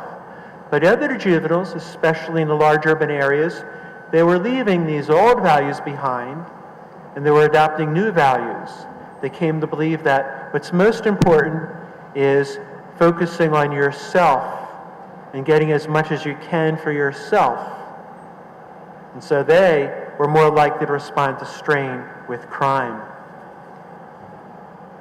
Next slide, please. I now turn to the policy implications of general strain theory. First, a few very general points. General strain theory, as is the case with social learning and control theory, places much emphasis on prevention and on rehabilitation. That is, try and prevent juveniles, especially juveniles at high risk for delinquency, from becoming delinquents in the first place. And you do that by targeting the causes of delinquency, by getting them out of gangs or making sure they never join gangs, by teaching parents to exercise effective supervision, by building strong bonds between juveniles and parents, by helping juveniles do well in school, by reducing the strains that I have mentioned. And then if juveniles do become delinquent, the focus should be not on punishing these juveniles, but on rehabilitating them, on treating them, on addressing those factors that cause them to become delinquent. We have found in the United States, many other countries, that are effective programs for addressing the causes of delinquency. Programs that work, that reduce levels of delinquency by half, and in some cases even more. Not all programs work. Some do, some do not. We have made much progress in the past 2 decades identifying the characteristics of those programs that work as well as those programs that do not work. And that is a critical point because you want to be careful in the program that you adopt. And I'll say more about that in a minute, but you want to adopt the types of programs that have shown some success, and you also want to evaluate those programs to make sure they work for you. The program may sound good, it may make much sense to you, but it's critical to evaluate it.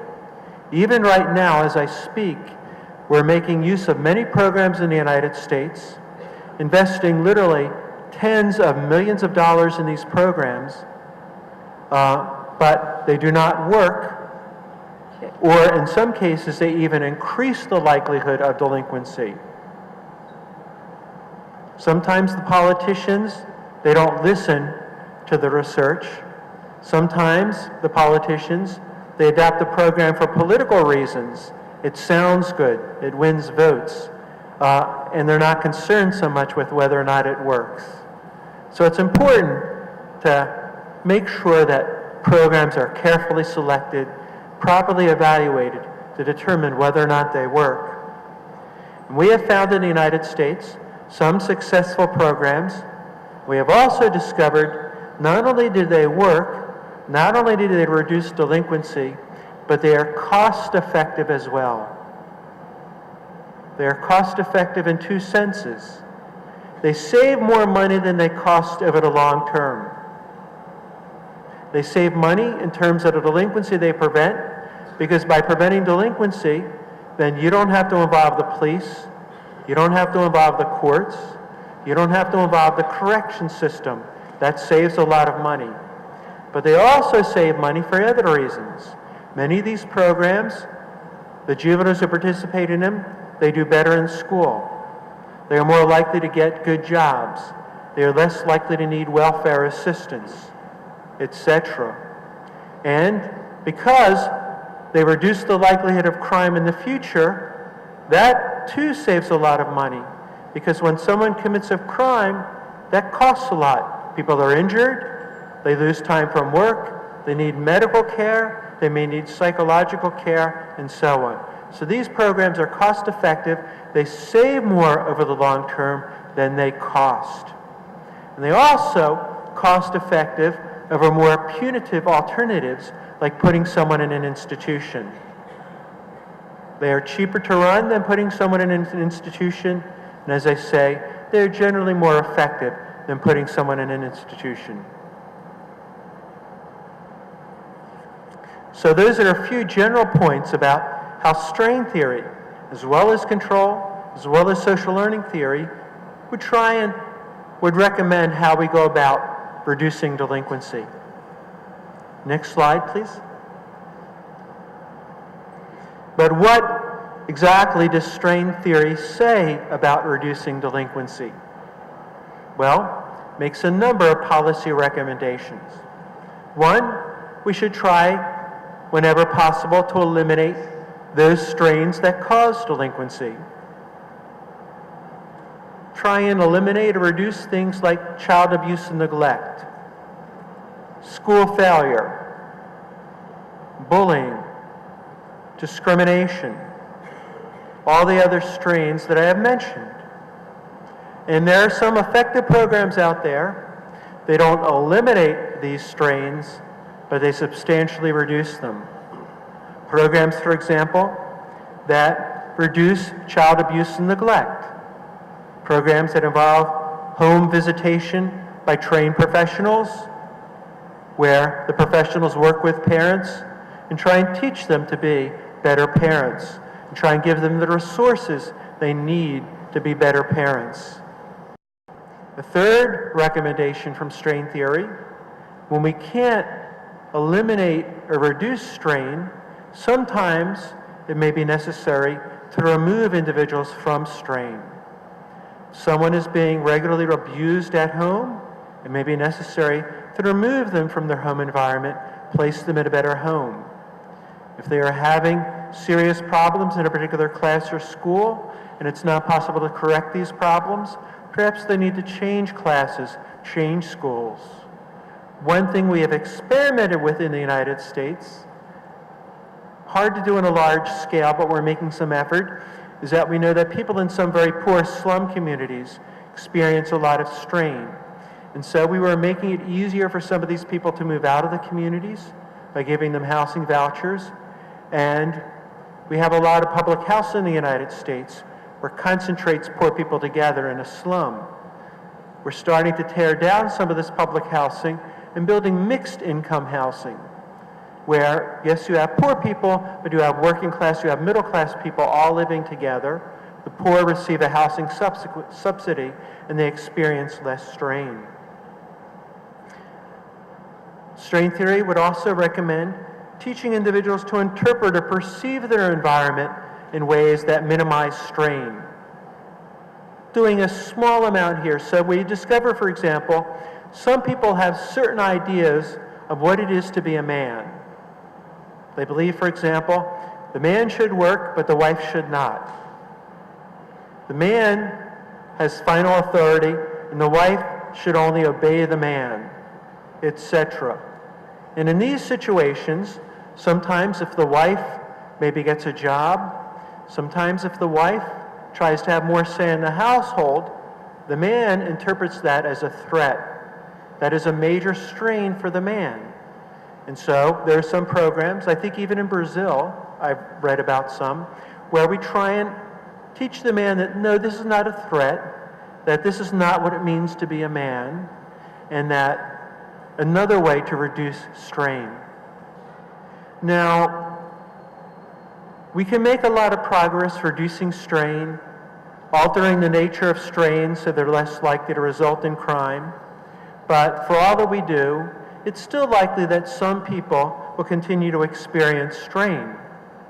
So strain theory would also recommend that we try and reduce the likelihood that people cope or respond to strains with crime. We can do that in many ways. We could increase coping skills and resources. And there are many programs that try and do this, that try and teach individuals social and problem-solving skills, that try and teach individuals to better manage their anger, to think before they act, to better control their anger. So some of these programs, for example, teach basic social skills, how to have a conversation. Some of them teach individuals how to respond to certain problems, how to act when you're stopped by the police, how to act if you have a dispute with a teacher at school. Teach them ways to respond to these strains in a legal rather than in an illegal manner. We could increase social support to those who lack good support. Provide mentors, for example. Very popular in the United States, mentoring programs where juveniles at risk for delinquency and even delinquents themselves are provided with mentors in the community who try and help them reduce their strain, better cope with their strain. Increase social control so that if juveniles do engage in strain, they know that there is a risk of sanction from parents, teachers, community, and so on. Alter their beliefs so that they come to understand that if you do experience strain, it's not justifiable, it's not excusable to respond with crime, so alter their beliefs. And maybe make available to them people in the community, people in the school, elsewhere, who they can go to if they're experiencing strain, having problems. That maybe a community center, maybe even teachers, police, etc., who are trained to recognize that sometimes juveniles do experience strain, sometimes they have trouble coping, and provide them with assistance or direct them to people who could provide them with assistance. And again, we made efforts to do this in the United States, sometimes even in very high crime neighborhoods, very high crime schools. We sometimes hire individuals, often individuals who previously served time in prison, and they're trying to turn their life around. They have a good rapport with these individuals.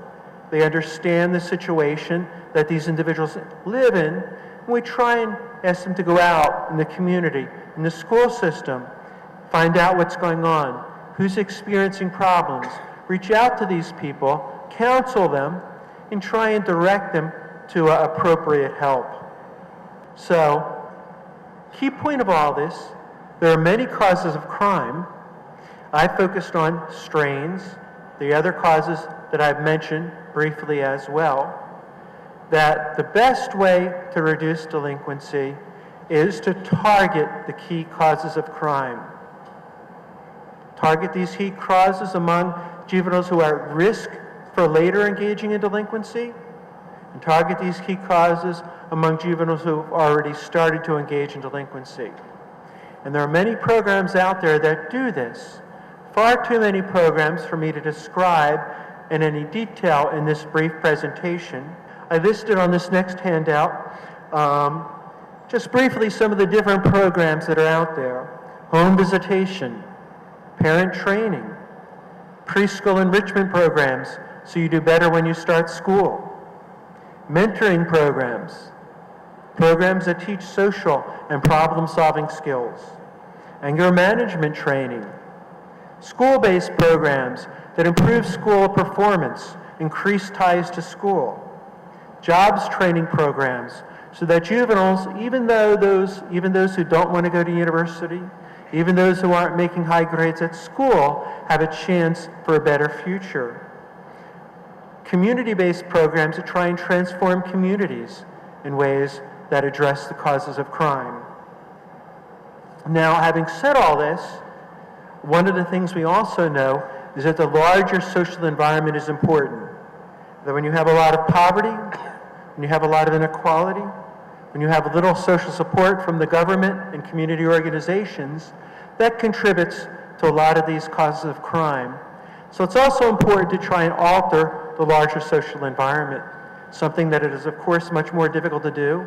In the United States, for example, these past few decades, we've been experiencing an increase rather than a decrease in inequality, and we're now experiencing an increase in poverty as well. So it's something that's difficult to address, but always important to keep the larger social environment in mind as well. So you could have these smaller scale programs. They focus on family, they focus on school, they focus on police, they provide mentoring, counseling to juveniles, but the larger social environment is important too. And again, the key thing, to look for programs that have shown some effectiveness, but to realize, of course, that you may need to alter these programs to fit the particular conditions in Brazil. But as you alter these programs, as you revise them, also to be sure to evaluate them to make sure that they work. And as you embark on this critical task, and again, I'm most impressed that we have such a large group here from all segments of society who seem to be very committed to developing ways to respond to delinquency in a more effective way, in a less punitive way. As you embark on this important task, there are several sources that you can draw, several resources that you can draw on. Some based in the United States, but maybe have some help. The U.S. government in the United States has become very interested in publicizing delinquency control, crime control programs that work, that have been proven to be effective, at least in the United States. And one source of information on these programs is the website. If you just type in crimesolutions.gov, you will get to this website. And this website lists a large number of programs that address one or more of the causes of crime that I've mentioned. Programs that have been proven to be effective. Describes these programs in some detail. Talks about how you go about implementing these programs, where you can find more information on these programs. Another website that provides information on programs that work, as well as programs that do not, the Campbell Collaboration. And again, they have excellent information on the web or internet. Yet another that focuses on violence, especially juvenile violence, Blueprints for Violence Prevention. They too have an excellent website where they describe both programs that work as well as do not. Sometimes it can be just as important to know what doesn't work as what does work. And they provide extensive information on these programs, including how to go about implementing them and where to get more information on them. Also, I was limited. I had to look just in English, but I did a search and found 2 English language publications. I've listed the titles up here. They're available on the web that contain information on programs that have been tried in Brazil, or at least in South America, and including information on programs that have shown some success. And I'm sure there are many, many additional sources that you can look at in Portuguese. But again, it has been a pleasure to talk with you, to learn something about the situation here in Brazil, as well as to see something of your beautiful city. My first time to Rio de Janeiro, to the Southern Hemisphere, in fact. And it's quite exciting that you're embarking on this important task. And I wish you well over the next few days and beyond as you work together to come up with effective programs, more effective programs to reduce delinquency, and as you work, as you struggle to implement these programs. And that said, I will now pause, and I'm happy to take whatever questions you may have. I'll do my best to answer them. Nesse momento, abriremos para algumas perguntas. There are several, it looks like, excellent questions here, and I'll respond to a number of them. I won't keep you too long because I know that the lunch hour is approaching. But to begin, what is the role of racism in your theory? How should we deal with it? An excellent question. And in the United States until recently, researchers did not examine racism, discrimination as a cause of crime. And I think, to be honest, in part, racism was one reason for that. But more recently, there has been a fair bit of research on the role of racism as a cause of crime in the United States. I've done a little research here, and the research is suggesting that racism has an important impact on crime. And I now list racism as one of the major strains contributing to crime in my general strain theory. Because racism, particularly if you've experienced it, is something you very much dislike, something that is very upsetting, and certainly something that is seen as unjust. And it may, certainly not for everyone, but for some, increase the likelihood of a criminal response. And there's good evidence, at least in the United States, that racism based on race, particular racism directed against African Americans, against Latinos in the United States, against females in the United States, increases the likelihood of subsequent crime. We are starting to make some effort to address it in the United States. Particularly important in the United States, we've discovered, is racism on the part of criminal justice officials, especially the police, but also court workers and corrections workers. And so we have an initiative in the United States, a major initiative, to decrease racism on the part of juvenile justice officials, police, court workers, correctional officials. First, we identify the extent of racism in the community, collect statistics, and then the government works with the community to develop programs to reduce racism, to make the police more sensitive, for example, to go through role-playing and provide feedback, to teach them, well, this is not an appropriate response, this is a more appropriate response, to monitor to make sure that racism has been reduced, and if it is not, to look at additional programs. So racism, an important cause of delinquency, a major strain in general strain theory, and at least in the United States, there have been some efforts to reduce it, especially in the part of the criminal justice system. And of course, it's been a major issue in the United States. We're trying to reduce it in the society as a whole. I think we've certainly made some progress in recent decades, but also certainly have a long way to go.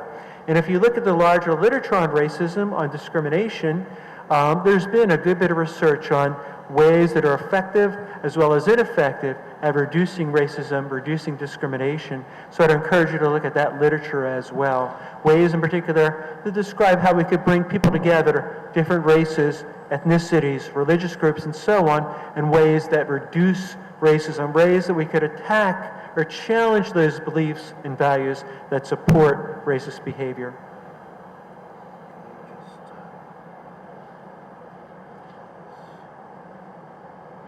Is resilience emphasized in general strain theory as a counterpoint so that adolescents, even under stress, can follow a way other than delinquency?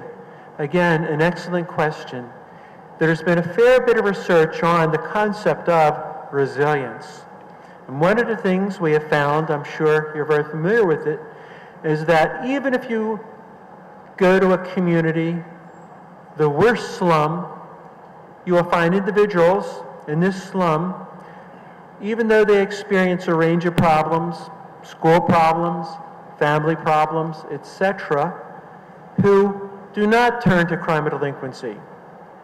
Now, individuals in these circumstances, to be sure, are more likely to engage in crime or delinquency than others, but not everyone engages in crime or delinquency.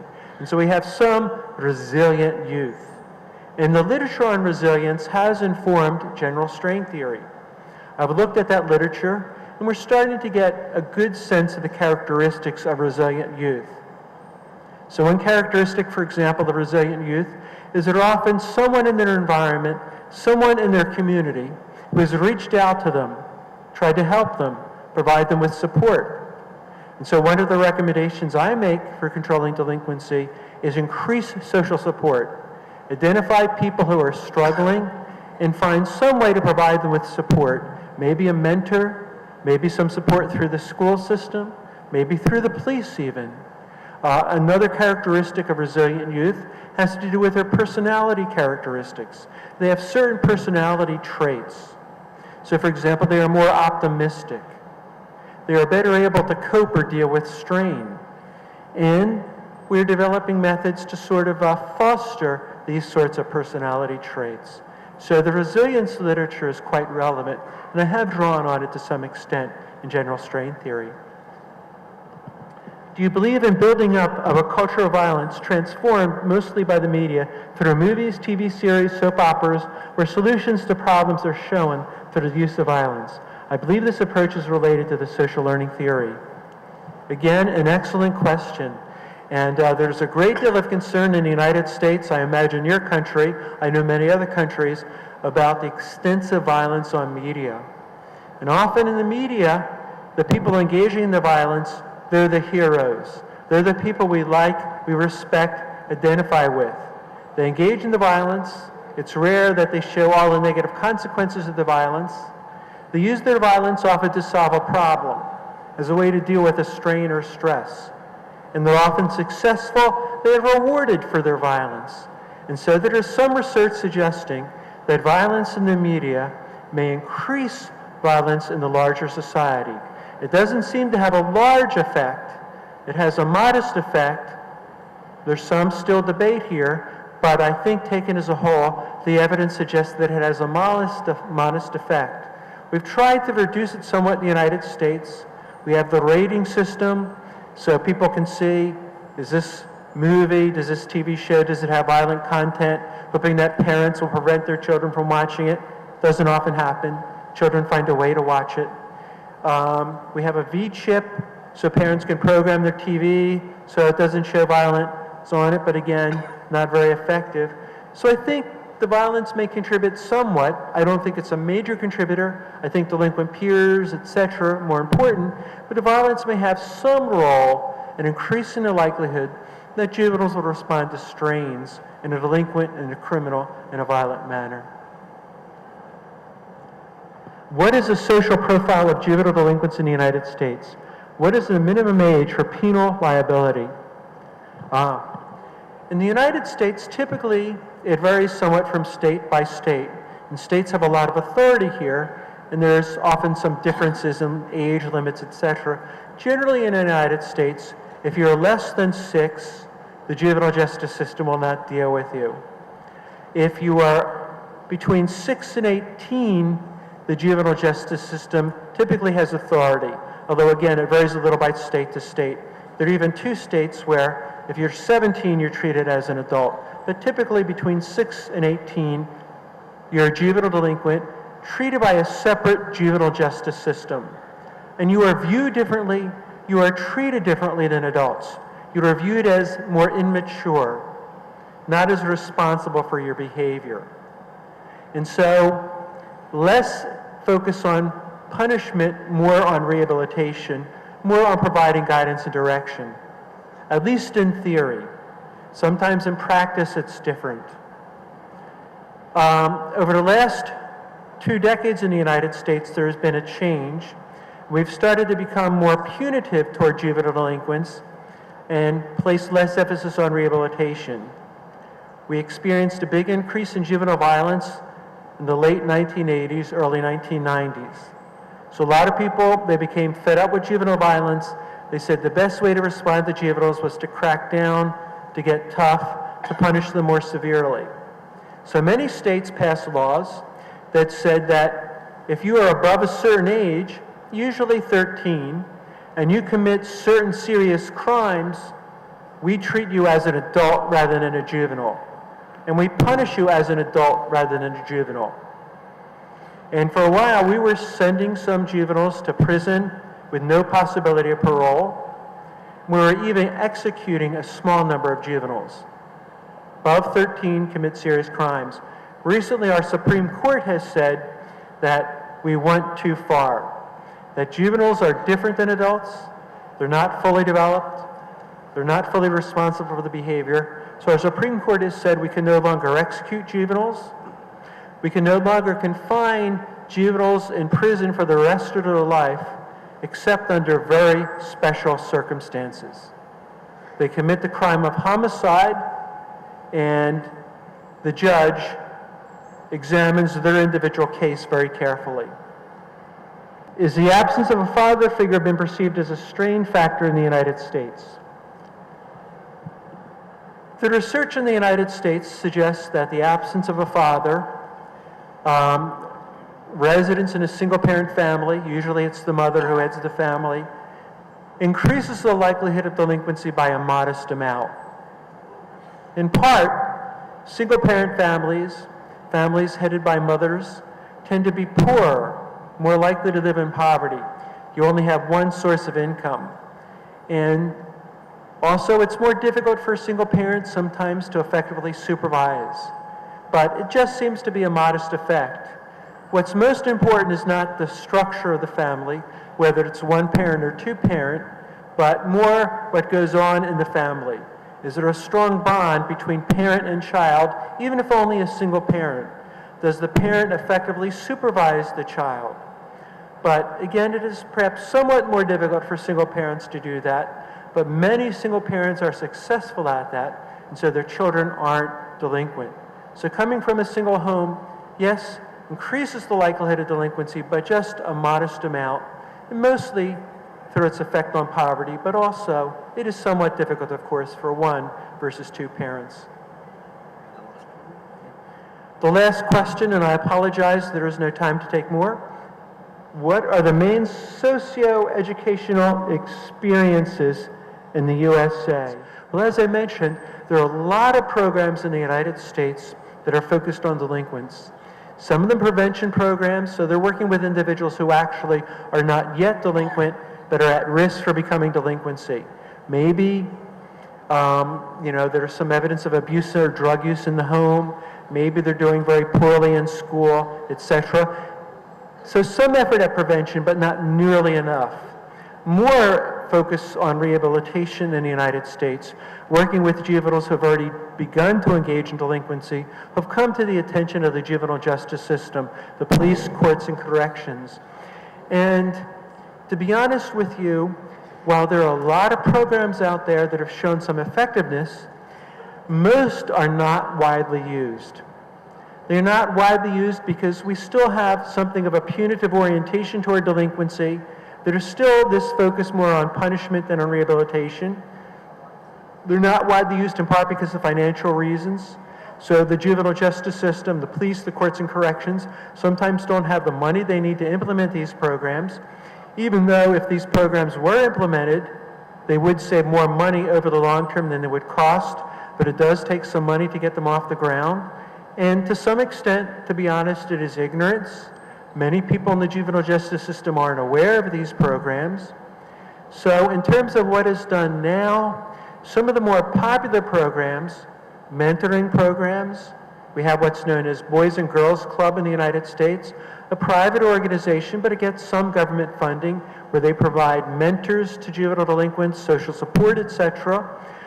Some educational programs, especially preschool enrichment, Project Head Start, where juveniles who are 3 and 4 years old, they participate several hours a day in a preschool enrichment program, teaching them things like the alphabet, how to count, equipping them with the attitudes, the skills so they'll do better in school, and also meeting with their parents so their parents can help them. To a lesser extent, some parent training programs to equip parents who are having problems, who have delinquent children, with a parenting skills so that they could better address the problems they face with their juveniles. I think those are some of the main ones. Also in the United States, beginning to experiment with new methods of policing. Just in the last few years, trying to de-emphasize use of institutions, place more emphasis on community treatment. Thank you again. It's been wonderful talking with you. And again, best of luck as you move forward. Como instrumento capaz de nos qualificar enquanto discurso para fazer frente àqueles que afirmam que o modelo estabelecido pelo Estatuto da Criança e do Adolescente é um modelo de impunidade, certo? Porque o avanço que tem sido, que acontece especialmente no senso comum, movido principalmente pela mídia, é que o modelo do Estatuto da Criança e do Adolescente, em face ao autor de uma conduta infracional, seria um modelo de impunidade. Então, o trabalho sobre um conceito de direito penal de adolescente é um trabalho que traz a ideia de se afirmar que o Estatuto da Criança e do Adolescente não apenas é um instrumento na linha da Convenção dos Direitos da Criança, que estabelece um modelo de responsabilização, como fez mais, fixou a idade de responsabilização da cidadania brasileira a partir dos 12 anos. O que faz do Estatuto da Criança e Adolescente, nesse particular, uma lei duríssima, porque estabelece a perspectiva a possibilidade de a privação de liberdade de um cidadão brasileiro a partir dos 12 anos por uma conduta infratora. E por que se fala de um conceito de direito penal para adolescentes ou conceito de direito penal juvenil? Porque se insiste de que esse modelo de responsabilização é um modelo totalmente fundado na ideia do princípio da legalidade, ou seja, o adolescente só pode ser responsabilizado pelo que faz e não pelo que ele é. Certo? Ele só pode ser responsável em face das condutas cometidas. Condutas essas que deverão estar prescritas em lei, e não pela circunstância pessoal que ele apresente. Faço essa observação inicial nesse tema, nesse debate, porque no Brasil ainda existe um resquício da velha cultura tutelar de pessoas que imaginam que as medidas socioeducativas são medidas de proteção reforçada. E sob a perspectiva de que sejam medidas de proteção reforçada, lançam no sistema socioeducativo adolescentes que não são sujeitos de medida socioeducativa, mas que deveriam ser sujeitos de medidas de proteção e ser amparados pela rede de proteção, mas como a rede de proteção não funciona e não existe, eles são lançados no sistema socioeducativo. Poderia falar, por exemplo, da quantidade importante de usuários de entorpecente que transitam pelo sistema socioeducativo e que, se fossem maiores de 18 anos, não transitariam pelo sistema penal, mas, sendo menores de 18 anos, transitam pelo sistema socioeducativo, porque existe um imaginário que o sistema socioeducativo é um sistema de proteção reforçado. Ou seja, são pessoas que não sabem o que é o conceito de um direito penal para adolescente, ou seja, que o sistema socioeducativo só pode abrir suas portas para o adolescente se ele for autor de uma conduta infratora e ele for sujeito da medida. Sujeito da medida na dimensão jurídica desse conceito e não na dimensão só psicoanalítica, né? Na dimensão jurídica desse conceito de sujeito, né? Então, o manejo desse conceito de direito penal juvenil, que não é um manejo que as pessoas fazem, porque a maior parte das pessoas ignora esse manejo e tem dificuldade de reconhecer esse manejo, produz como subproduto disso a não construção de uma política criminal para adolescentes. Nós não temos isso claro no país. E como nós não temos isso claro no país, e avançamos nesse sentido, a Secretaria de Direitos Humanos, por exemplo, ao propor o Plano Nacional Socioeducativo, em certa medida desenha o que seria uma política criminal para adolescentes. Eu vou abrir um parênteses aqui. A moça do município, que estava sentada lá na ponta, está aí ainda, já foi embora. Uma pena, porque eu queria retomar, por exemplo, essa nossa discussão no tema socioeducativo, a questão das medidas socioeducativas de meio aberto. Vejam, eu falava com o Roberto, qual é um dos grandes problemas que nós, trabalhadores do sistema socioeducativo, temos? O sistema socioeducativo não tem lugar, velho. Se tu fores no Rio Grande do Sul, ele estará na Secretaria de Justiça e Direitos Humanos. Mas há estados do Brasil que ela está na Secretaria de Segurança Pública. Há estados do Brasil que ela está em outras secretarias. A educação aqui no Rio, o que é uma grande vantagem do ponto de vista orçamentário, também. Mas, também, eu prefiro também. Nós precisamos definir o lugar. Enquanto isso, as medidas socioeducativas de meio aberto estão no MDS. E nós estamos falando de um sistema que tem que se comunicar entre si, tem que ter uma certa harmonia, inclusive tem que ser presidido pela mesma lógica. Quando as medidas socioeducativas passaram para o MDS, por exemplo, as medidas de meio aberto, eu fui um dos primeiros assim, a me indispor profundamente com a forma como essa solução foi alcançada, porque essa solução implicou, num primeiro momento, no desmonte de uma série de experiências interessantes que muitos lugares do Brasil faziam de medidas socioeducativas de meio aberto em outros locos. Eu entendo por que foram e acho que os CREAs podem cumprir essa função, desde que existam CREAs especializados e que os CREAs não se transformem em instituições totais que atendem desde a mulher que apanhou do marido, à criança que foi vitimizada, ao outro que é vítima de abuso sexual, àquele que é autor de ato infracional. Não vejo como isso seja possível, porque isso é uma revivência do anterior modelo da situação irregular sob uma outra fachada. Mas a necessidade de um CREAS especializado. Mas isso também passa pela inexistência de uma política criminal para adolescentes, ou seja, nós não temos claro esse conceito.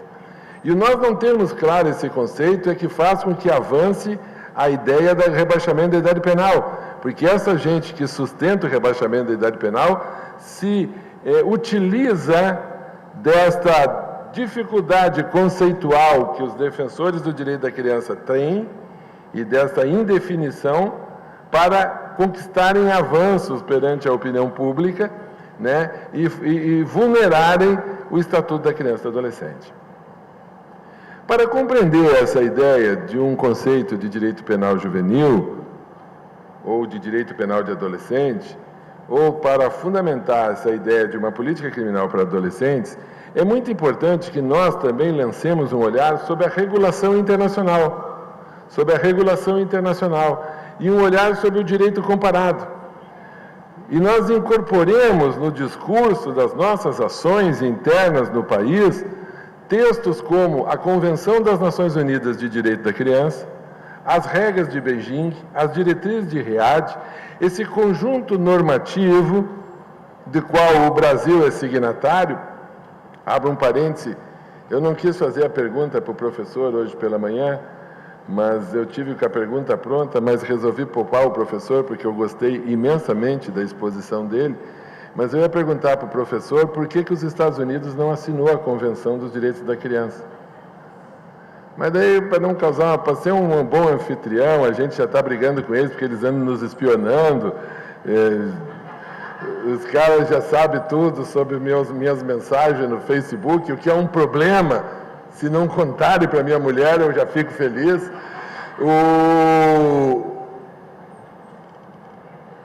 Então, por uma questão diplomática, eu não fiz a pergunta. Até porque a gente não faz as perguntas cujas respostas a gente já sabe, porque isso é deselegante, né? Então, preferi não fazer.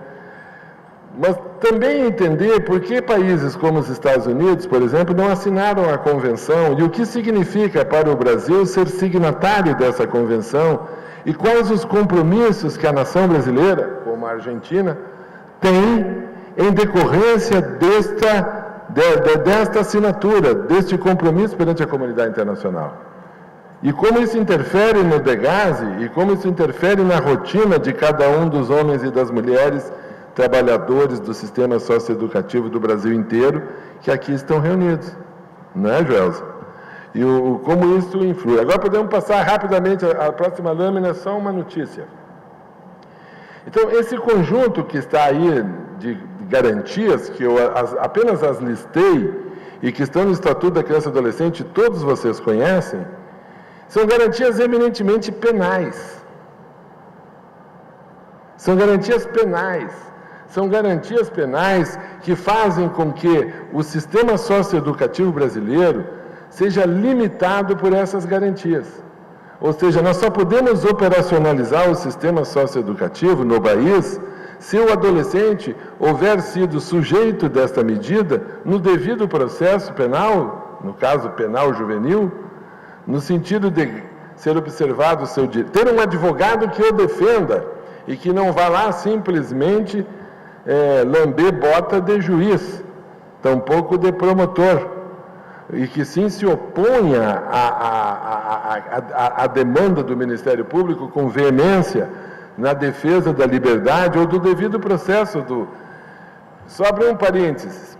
Queridos, existe uma súmula do Superior Tribunal de Justiça, acho que é 432, eu tenho aqui no final dessa exposição essa súmula, que diz... Conseguiu traduzir? Tu não tá, tu tá me entendendo bem nesse meu português rápido? Tá. Porque é importante para a gente fazer o debate.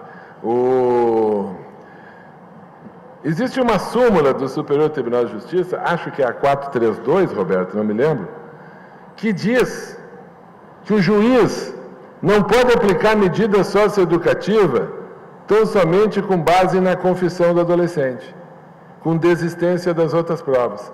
Existe uma súmula dizendo isso. Existir uma súmula dizendo isso, amigos, é vergonhoso. Não porque a súmula o diga, mas é vergonhoso porque significa que inúmeros processos chegaram ao Superior Tribunal de Justiça, onde adolescentes sofreram medidas socioeducativas tão somente porque confessaram a autoria do fato e nenhuma outra prova foi produzida para se verificar se aquilo era veraz ou não. O que significa que as pessoas não têm clareza de um conceito de direito penal para adolescente, porque suprimem garantias. Foi necessário que o Superior Tribunal de Justiça lançasse essa súmula. Uma súmula que, do meu ponto de vista, é constrangedora para nós, trabalhadores do sistema de justiça. Porque ela diz o óbvio, ela diz o que todo mundo já sabe. Porque não tem ninguém no sistema penitenciário brasileiro preso, cumprindo pena, ou mesmo cumprindo uma pena alternativa, tão somente porque confessou o fato. É preciso que seja apurada a sua responsabilidade. Veja, nós vivemos no país hoje uma onda de apreensões e de prisões por tráfico de entorpecente. Todo mundo é traficante agora no Brasil, velho. A autoridade policial não prende mais ninguém se não enquadrar no artigo 33. É um absurdo o que está acontecendo no país. O Brasil tem hoje mais de 500 mil pessoas presas, mais de 500 mil pessoas maiores de 18 anos presas, e eu asseguro a este auditório que 50% deles estão lá por tráfico. Um tráfico que eu não sei bem que tráfico é esse, porque passa por um juízo muito subjetivo a configuração daquela conduta como de traficante. Mas só isso aqui apenas fica esse enunciado. Listo essas garantias aos colegas que estão nesse auditório, apenas para afirmar a natureza penal dessa sanção enquanto sistema de garantias. É muito importante afirmar isso, porque quando se está afirmando que o sistema socioeducativo é um sistema penal para adolescentes, não se está afirmando a sua natureza penalizante, se está afirmando a sua natureza garantista. Por quê? E agora vamos para outra lâmina, please. Aí que está o segredo dessa natureza penal. Porque a medida socioeducativa é uma imposição sem o consentimento do afetado. O adolescente é mandado por degase em internação e ninguém pergunta para ele se ele está a fim de ir. Diz, cara, eu tenho uma proposta para ti. Um negócio legal, nós temos uma casa nova lá em Campos, é muito boa, certo? Tu vai ficar legal. Tu está afim? Não, ninguém pergunta para ele. Aquilo é imposto para ele. Por que é imposto? E por isso que eu digo a natureza sancionatória nessa medida penal. Porque é uma imposição sem o consentimento do afetado. Essa é a grande dificuldade que eu vejo, e foi pena que o meu colega juiz foi embora, em relação às medidas de meio aberto, no sistema do CREAS. Porque todos os outros serviços do CREAS são oferecidos. Todos os outros serviços que o CREAS executa, em suas atribuições, são serviços de assistência social que, por sua natureza, são disponibilizados à cidadania. A medida socioeducativa não é oferecida. A medida socioeducativa é imposta. Tanto é que, se o menino não cumprir a liberdade assistida, regridem a medida dele e mandam ele para a internação. E isto faz com que a medida socioeducativa tenha esta natureza singular. E daí, nesta medida que afirmo que é sancionatória, e por isso estou a dizer desse sistema penal. Então, ela é um mal necessário. Por que estou afirmando como um mal? O mal, porque sempre é um mal uma intervenção no âmbito da liberdade individual, da autonomia do sujeito. Toda intervenção estatal na esfera da autonomia do indivíduo é um mal. O mal no sentido de violação da liberdade individual deste adolescente. Pode ser que a escola da unidade de internação seja a melhor escola pública do Rio de Janeiro. E eu não boto em juízo isso, não coloco isso em discussão. Agora, pergunta para ele se ele quer estudar nessa escola ou se ele prefere ficar na escola do bairro dele. Em liberdade.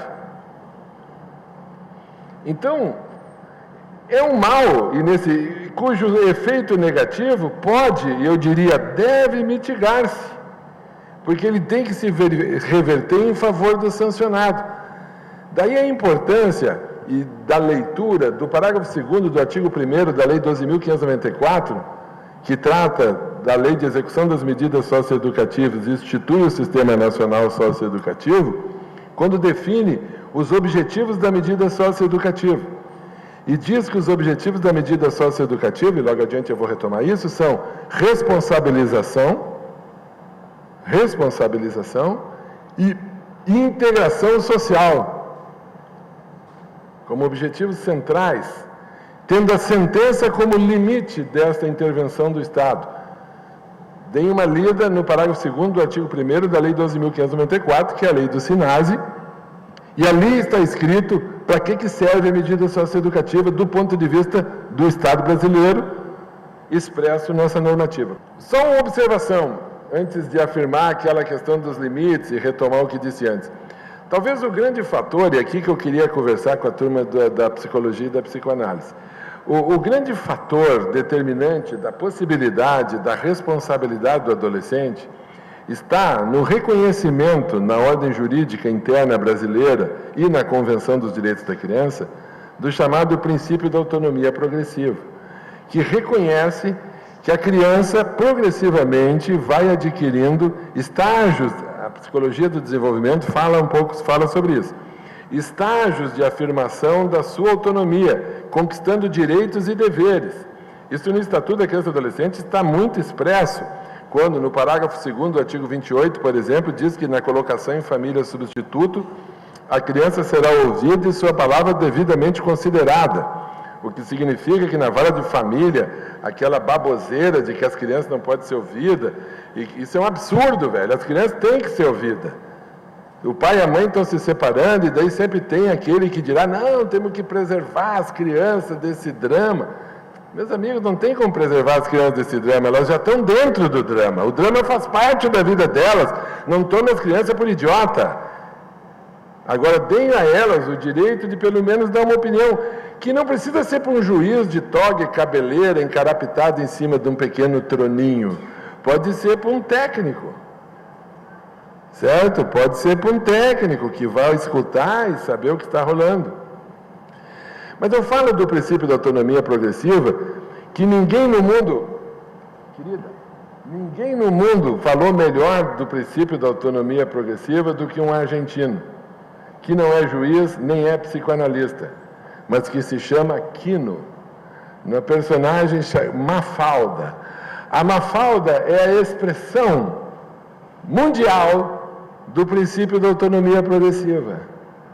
Porque a Mafalda, com aquela sua maneira, sua conduta e as suas tiradas em face à sua mãe, sempre onipresente, tem uma tira da Mafalda, que eu até ia botar aqui nesse PowerPoint, não coloquei, mas eu tenho aqui no sistema, se precisar, que é genial, onde aparece a Mafalda dizendo assim, não, porque devo hacerlo.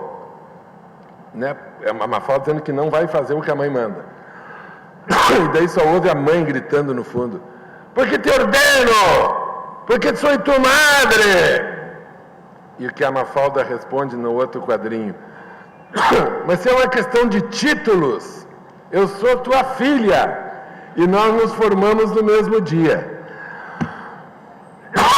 Eu acho aquela tira do Quino a expressão do princípio da autonomia progressiva, do ponto de vista crítico, porque aí está presente a questão do exercício da autoridade na contemporaneidade, certo?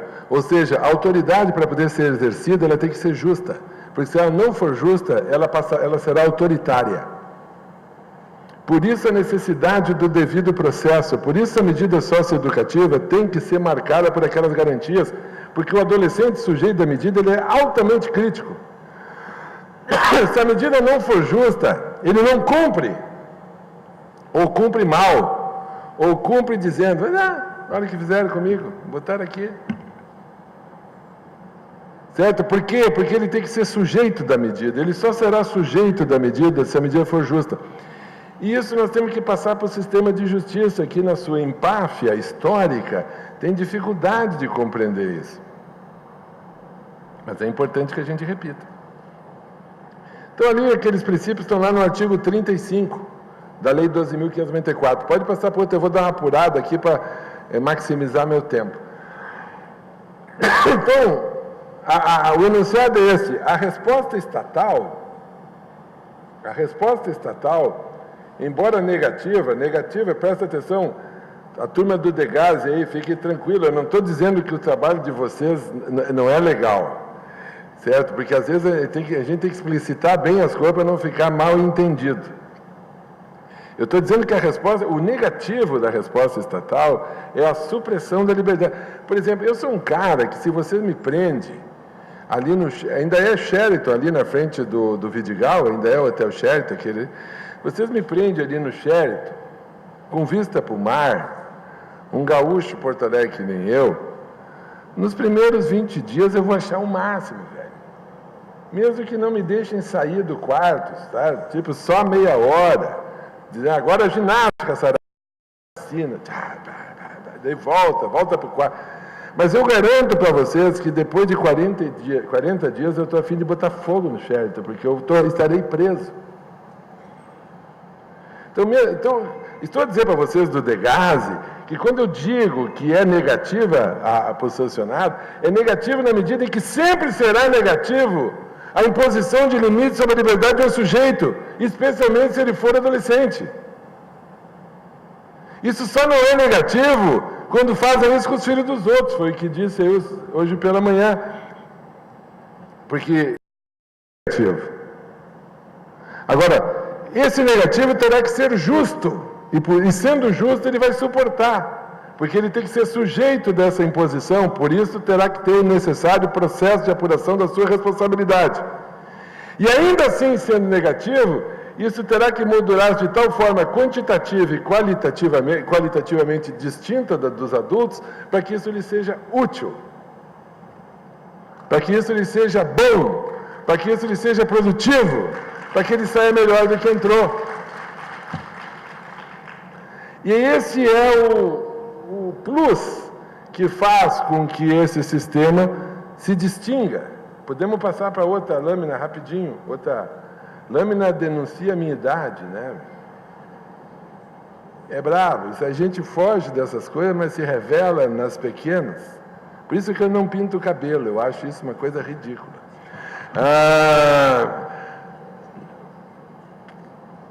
Sim, porque tu te entrega igual, né? Daí tu vem com o cabelo pintado e chama isso de lâmina.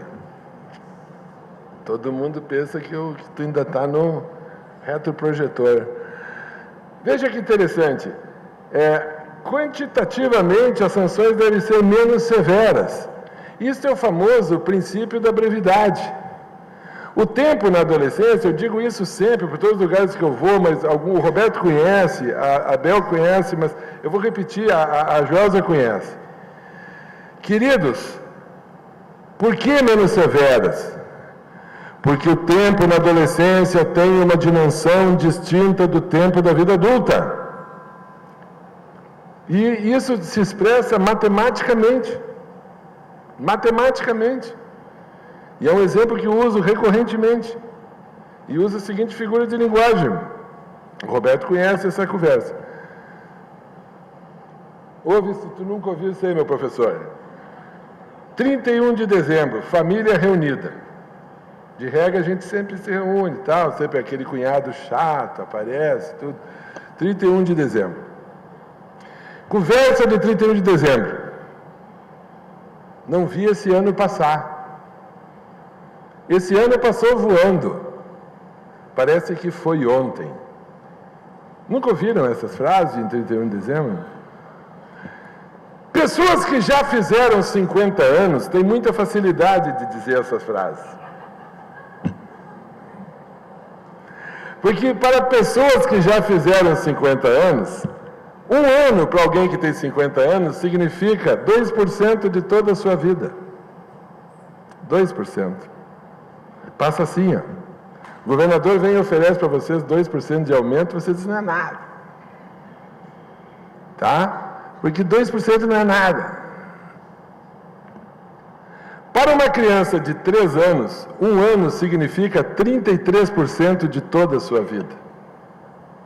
Para uma criança de 3 anos, um ano demora tanto tempo para passar, quanto 10 anos para um adulto de 30. Porque o que vale para o tempo não é o tempo que é medido, porque medir o tempo em anos, meses, semanas, horas, minutos, segundos, isso é só uma convenção para organizar o tempo. O tempo, na verdade, é o sentimento que a gente tem dele. E o tempo é uma coisa que corre de forma inexorável a partir do momento que a gente tem consciência dele, como se fosse um relógio de areia. E não para nunca mais de correr. É por isso que quanto mais velho a gente fica, a sensação que a gente tem é que o tempo passa mais rápido. E é por isso que os 18 anos da gente, quando a gente é adolescente, nunca chegam. Porque para um adolescente de 12 anos, um ano significa mais de 8% de toda a sua vida. E para um adolescente de 18 anos, um ano é alguma coisa em torno de 6% de toda a sua vida. Não é pouco tempo. E isso matematicamente explica a sensação que a gente tem e por que a gente agora, quando a gente estava no colégio e tinha 3 meses de férias, aquilo não passava nunca. Aquilo era uma vida. Chegava a ter saudade da escola, lá pelas tantas das férias. E agora, quando a gente é adulto, entra em férias do trabalho, quando vê o mês passou e tu pensa que foram só 3 dias, velho. Porque terminou. Mas como terminou? Terminou.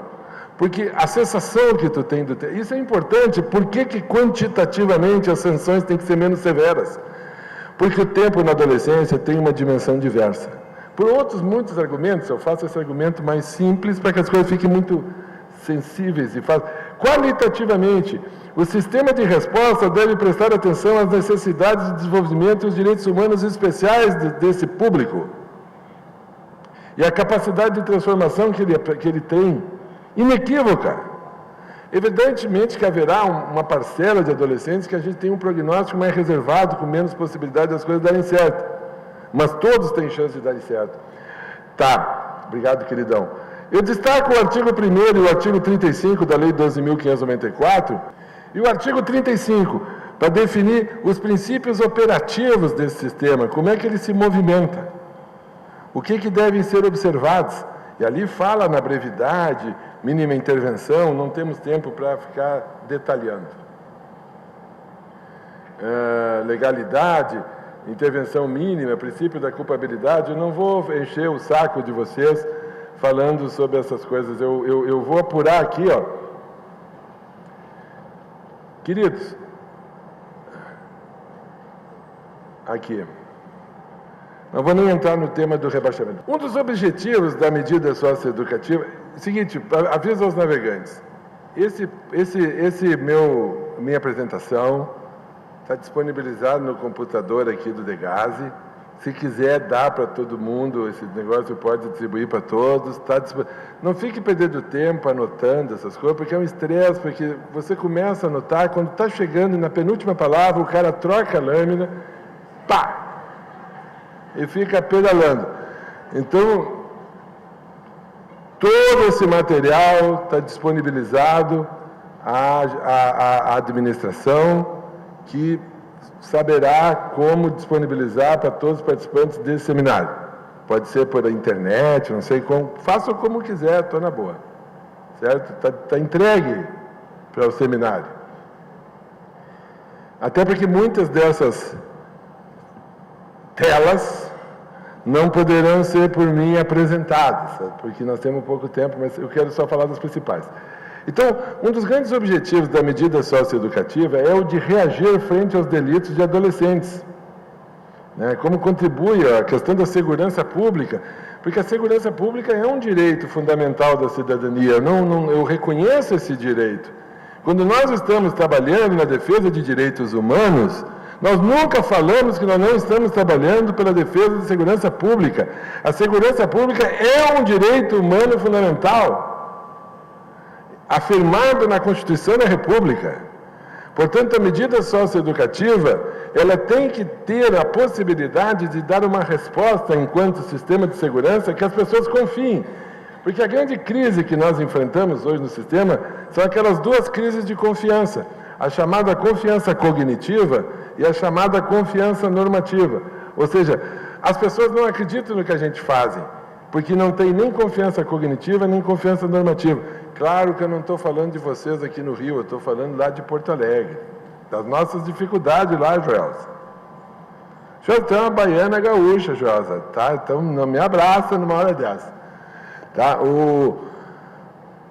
Mas, por quê? Por que essa gente se assanha toda querendo rebaixar a idade penal? E ficam assanhados, e fazem movimento no Congresso Nacional. Porque trabalham em cima daquilo que eu chamaria de quebra da confiança normativa e quebra da confiança cognitiva. A sociedade é induzida a acreditar que o sistema não funciona e que o sistema não dá uma resposta de segurança pública que seja justa. E nós, enquanto trabalhadores desse sistema, nós temos que ter a humildade de avaliar isso, se damos ou se não damos essa resposta. Porque nós temos a obrigação de dar. uma resposta.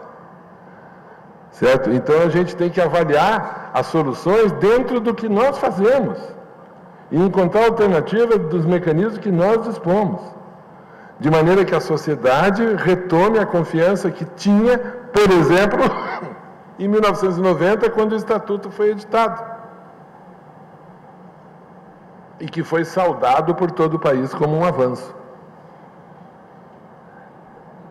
Teríamos que ter tempo para poder avançar um pouco sobre isso. Eu só quero fazer esse enunciado sobre confiança cognitiva e confiança normativa, como sendo elementos fundamentais a serem trabalhados por nós, enquanto militância. Agora, vou além, não vou nem falar em questão de atividade profissional. Falo enquanto militância da defesa de direitos humanos especiais de crianças e de adolescentes.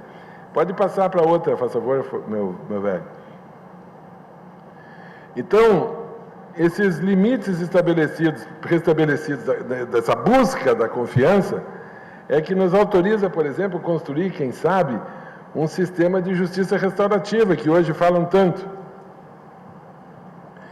Eu só acho possível nós construirmos um sistema de justiça restaurativa, que eu acho uma ideia genial, se existir um sistema penal eficiente de adolescentes. Se não existir um sistema penal eficiente de adolescentes, nós corremos o risco de cairmos todos em completo descrédito. Tem que existir um sistema penal confiável de adolescentes para que possa existir uma justiça restaurativa alternativa àquele. Agora, tu não pode criar uma alternativa a coisa nenhuma. Portanto, tu precisa ter um sistema eficaz, que as pessoas confiem e que seja suficientemente capaz de a sociedade ter expectativa de que aquilo é bastante e suficiente para a responsabilização do sujeito adolescente responsável pelos seus atos. Porque outra coisa que nós temos que acabar, velho, essa bobagem da tese do discernimento, isso é um absurdo, velho. Ninguém discute que o adolescente tem entendimento e discernimento. Nós apenas afirmamos que ele é uma pessoa em peculiar condição de desenvolvimento. Ele não é um adulto, mas ele não é um idiota. Portanto, ele tem sim juízo. Só não tem juízo sobre sua conduta o portador de uma deficiência psíquica ou um quadro gravíssimo de doença mental que, inclusive, depois dos 18 anos, continuará inimputável. Fora isso, tem total consciência da ilicitude da sua conduta. E isso implicaria numa discussão do ponto de vista da culpabilidade, que aqui também não me interessa enfrentar nesse momento, mas eu não me furto de enfrentá-la. E acho que deve ser enfrentada. Mas apenas trago aqui como notícia essa discussão, para dizer que não é o tema do discernimento que está em debate. O que está em debate é um tema de política pública, de direitos humanos especiais. Porque entendimento até uma criança de 7 anos tem, que ele não pode subtrair a merendinha do colega dele na escola, velho. E que se fizer isso, ele sabe que aquilo é errado. Agora, o que nós estamos a discutir é um modelo de responsabilização do sujeito adolescente que, a partir dos 12 anos, pode pegar um avião no aeroporto Santos Dumont, desembarcar em São Paulo, fazer uma conexão, ir para Manaus, descer de Manaus, tomar um táxi, ir para o Porto, pegar um barco e ir até São Gabriel da Cachoeira visitar a mãe dele. E o único documento que ele tem que apresentar nesse trajeto todo é a carteira de identidade. Por quê? Porque ele é adolescente, ele é sujeito. Ele é uma pessoa sujeito dos seus atos. Essa é a discussão que faço, abro aqui um parênteses. Não sei se vocês têm meninos no DEGASE aí, responsabilizados por esse artigo 217A do Código Penal, que criminalizou toda a descoberta da sexualidade com pessoas com menos de 14 anos e que eu acho muito complicado, porque hoje é estupro de vulnerável qualquer atividade sexual com pessoa com menos de 14 anos. Então daí tu pega no colégio, aqui do Rio de Janeiro, por exemplo, aquela gatinha da 6ª série, que está com tudo em cima, com 12 anos, tá? E se acha gostosa e que não está nem um pouco interessada nos seus colegas, mas que está de olho, assim, como se fosse um radar, naquele guri do 2º ano do ensino médio, e que é o bonitão, o cara legal, que tem 16 anos. E daí rola um amasso forte, um ficar, que é um negócio assim muito interessante, é um tipo penal aberto, o tal de ficar, certo? Porque não tem conteúdo, e é bom que não tenha, isso é interessante. Está indo o meu tempo. Eu só faço essa consideração apenas para lhes dizer o seguinte: nós precisamos superar, para a afirmação desse modelo de Estatuto da Criança e Adolescente, algumas coisas que nos foram introjetadas de que os menores, agora vou usar essa palavra, são burrinhos, são incapazes. Essa história de chamar o menor de incapaz é uma coisa que só se justificava no final do século XIX, quando o menor foi inventado. E ele foi inventado, e só vou falar 5 minutinhos para terminar aqui, ele foi inventado para ele ser retirado do direito penal, porque o Código Penal do Império punia as pessoas a partir dos 7 anos, se tivesse entendimento. Na verdade, a idade penal era 14, mas podia aplicar com menos de 14 anos. E daí nós inventamos o menor no direito. Não foi nós, brasileiros, o mundo todo inventou. E para ele poder ser inventado, ele nasceu incapaz. Para poder dizer, porque o livro antológico, quem quer fazer um trabalho legal, quem está a fim de fazer uma tese de mestrado, um doutorado, alguma coisa assim, pode ser da área de psicologia, tem um livro bárbaro do Tobias Barreto, que se chama Menores e Loucos em Direito Criminal. É um livro escrito em 1882. 1882. É um livro onde ele critica o Código Penal do Império e diz que era preciso dar um tratamento diferenciado para os menores, porque os menores, como os loucos, não tinham capacidade e, portanto, não podiam ser sujeitos de penas. Então, foi assim que o menor foi inventado enquanto conceito, e por isso que ele nasceu incapaz, e tem gente que repete, feito papagaio aí, a tese do Tobias Barreto.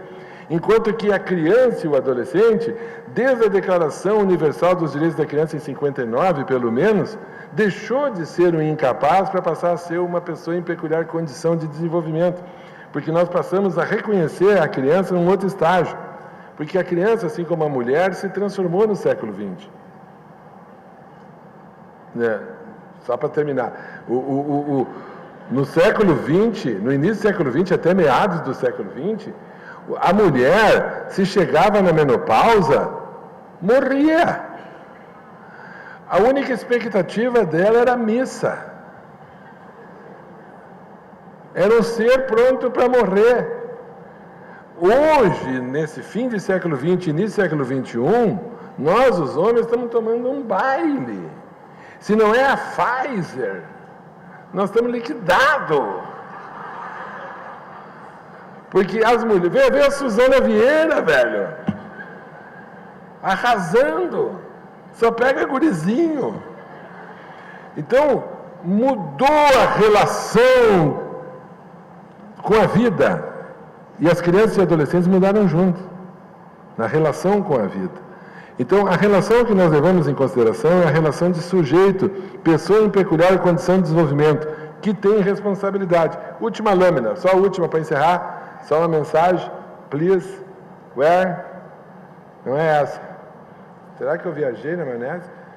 Não, não, please. É assim que dizia o doutor hoje. O abolicionismo versus direito penal máximo. Nós não podemos nem fazer concessões ao abolicionismo penal, daquela gente que acha que não dá para fazer nada, que são tudo coitadinho e pobrezinho, porque isso também não vai resolver o nosso problema, porque se nós ficar tratando tudo de coitadinho e pobrezinho, o que vai acontecer é que vão matar esses guris, certo? Quem defende o abolicionismo penal quer que essas pessoas sejam mortas, porque é isso que vai acontecer com eles, eles vão ser mortos. Porque onde o Estado não der respostas sérias, a sociedade dará respostas brutais. E o direito penal máximo, que é essa gente que quer reduzir pena, que quer reduzir idade penal, aliás, que quer cadeira elétrica, que são todos loucos também, que isso não vai resolver o problema da segurança pública também. Nós vamos construir esse modelo de intervenção mínima, e que é o modelo que está no Estatuto, e é um modelo de responsabilidade juvenil, que eu chamaria um modelo de direito penal para adolescentes. E é isso que proponho, esse é o olhar que eu trago sobre essa discussão, e vou agora ouvir os muitos outros olhares que tem sobre esse mesmo tema, porque esse conjunto de olhares certamente é que nos trará as soluções para as nossas angústias. Muito obrigado.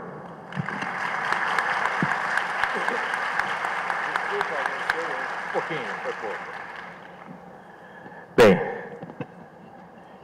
depois dessa palestra animada, né, do professor João Saraiva, agora ouviremos a doutora Silvia Tendelas com uma visão psicanalítica, certo? Titulé mi presentación La delincuencia juvenil desde la perspectiva psicoanalítica. El crimen y el delito, el criminal y el delincuente, y finalmente las víctimas, se distribuyen según acuerdos consensuales que determinan qué es un crimen y cuál es su castigo. Es más, existe una construcción social del crimen y de su consecuente castigo, que si bien vale para todos, de contemplar la manera en que se aplica de acuerdo a los casos particulares. Cada sociedad genera sus criminales y delincuentes, aquellos que caen de las normas establecidas e instrumenta distintas formas de penalización. La responsabilidad penal, de la que habló Yao hoy, parte de la idea de la conciencia y de la comprensión de los actos y de la libertad de elección. No obstante, el diagnóstico de enfermedad suspende este estado de derecho, como así también el de la responsabilidad penal. O sea que vemos ahí un caso que va por fuera del para todos. Por otra parte, la edad cronológica de quien comete el delito o el crimen es contemplado por las leyes y también pueden quitar la imputabilidad, que es sobre lo que habló recién en su exposición. La llamada delincuencia juvenil convoca sin lugar a dudas múltiples discursos que convergen y se diferencian entre sí. En particular, en lo que concierne a las perspectivas jurídicas y otras disciplinas como la psicoanalítica. Tanto la justicia como el psicoanálisis utilizan las nociones de culpabilidad y de responsabilidad, pero de distintas maneras. Examinaremos esta diferencia para enfatizar la acción propia del psicoanálisis que se dirige a sujetos, para detenernos luego en cómo el empuje superyoico y el declive de la autoridad contribuyen a la inclusión de los jóvenes en la delincuencia. Entonces, primer punto, el sujeto según el psicoanálisis. El derecho es una práctica jurídica que pone en escena un sujeto, pero que no es el mismo que aquel que queda involucrado en la práctica analítica. En sentido estricto, el sujeto de derecho constituye una ficción que manifiesta que el Estado o las personas morales pueden ser declaradas sujetos de derecho. Estas denominaciones forman parte del discurso del derecho, pero no del inconsciente. El sujeto del psicoanálisis es el sujeto dividido y solo puede ser aprendido a partir de la narración del paciente dentro del dispositivo analítico. por fuera de la intencionalidad de lo que el sujeto quiere decir. La interpretación analítica apunta a este sujeto, no a la persona o al individuo, a aquel que habla y es hablado a través de sus propias palabras. Hay que distinguir también el campo psicoanalítico del llamado campo psicojurídico, que es el que intenta explicar el acto criminal a través de su historia y de los datos reunidos sobre su psiquismo. En realidad, siempre hay una distancia entre la historia del sujeto y su acto. No quedan necesariamente en continuidad. El acto no puede explicarse a través de la psicología del autor del crimen. El acto criminal o delincuente ya es un salto. La noción de responsabilidad desde el psicoanálisis no es igual a la jurídica. El sujeto con el que trabaja el psicoanalista no es la conciencia que se confiesa. El asentimiento subjetivo que forma parte del interrogatorio jurídico no tiene las mismas resonancias en la entrevista con el analista, puesto que la significación que un acto puede tener para un sujeto no es equivalente a la confesión de un crimen sobre la que se basa la pericia psiquiátrica. En realidad, un sujeto puede quedar en silencio no solo para ocultar la verdad, sino porque tal vez no tiene nada más para decir en relación a lo acontecido. De esta manera, la responsabilidad en psicoanálisis no concierne al sujeto imputable y culpable que resulta de un juicio, es decir, aquel que puede sufrir las consecuencias del acto delictivo. De su posición como sujeto siempre se es responsable. Está incluido en los actos que ejecuta, sin que por ello sea jurídicamente culpable. La culpa, dentro del psicoanálisis, es un elemento de la estructura subjetiva que concierne a la relación del sujeto con la falta y que es tramitada de distintas maneras sin recurrir necesariamente a un acto criminal o delictivo. En las legislaciones, el problema de la edad cronológica sigue vigente. Se trata de instrumentar reglamentaciones que protejan y amparen al niño, al mismo tiempo que lo incluyan en un sistema legal que valga para todos por igual. Es decir, hay que encontrar una estructura legal que contemple los impases subjetivos de aquellos que por su edad no quedan suficientemente concernidos y que por otra parte trate de limitar los usos contemporáneos de los menores con fines delictivos dada su inimputabilidad. Los casos excepcionales, aquellos que escapan a las situaciones cotidianas, tienen que lograr encontrar un lugar en el universal que rige la ley para que su implementación no se deshumanice, que es lo que te decía antes de subir a la mesa. La ley debe contemplar las excepciones para que valga para todos sin deshumanizarse. En ese equilibrio inestable entre el niño del que habla la ley y ese niño, cada niño en su particularidad, se teje la estructura social y legislativa que vela sobre ellos. Las legislaciones argentinas, al hablar de los derechos del niño, incluyen el concepto de persona en desarrollo. El concepto de persona tiene un uso actual en cuestiones relativas a la bioética en la medida que se interroga si se puede dar o no estatuto de persona a los embriones congelados. A la persona, como a la personalidad, se le identifica con el uso de la conciencia.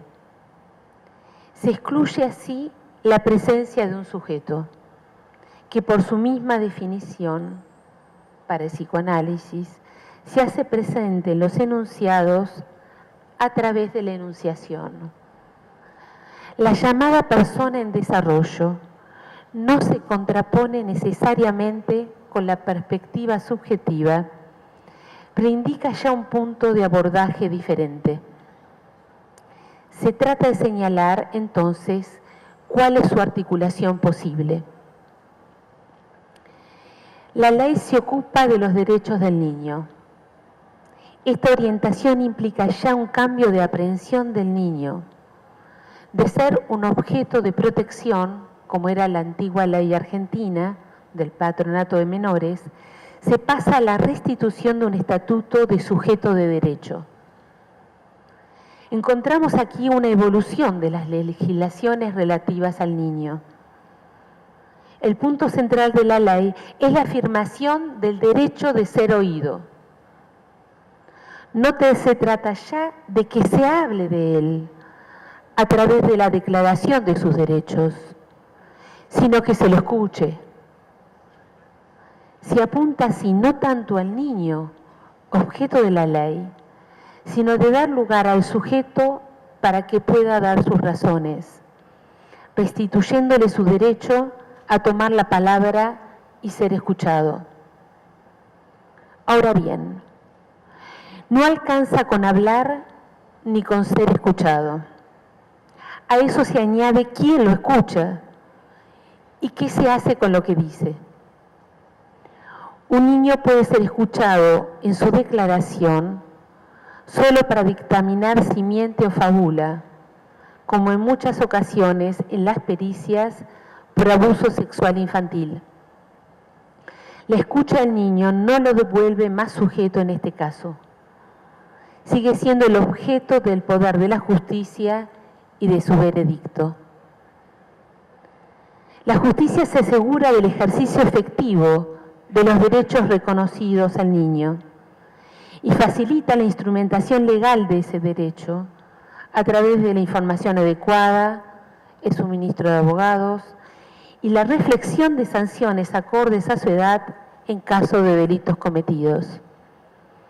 El psicoanálisis, por su parte, distingue lo que se llama el sujeto, que ya hemos visto que no es el sujeto del derecho de la justicia, sino que es un sujeto del inconsciente, y a la vez el psicoanálisis distingue ese sujeto de lo que se llama el yo.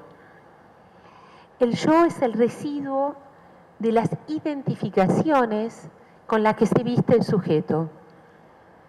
Es una unidad que corresponde a una imagen y a sus ideales.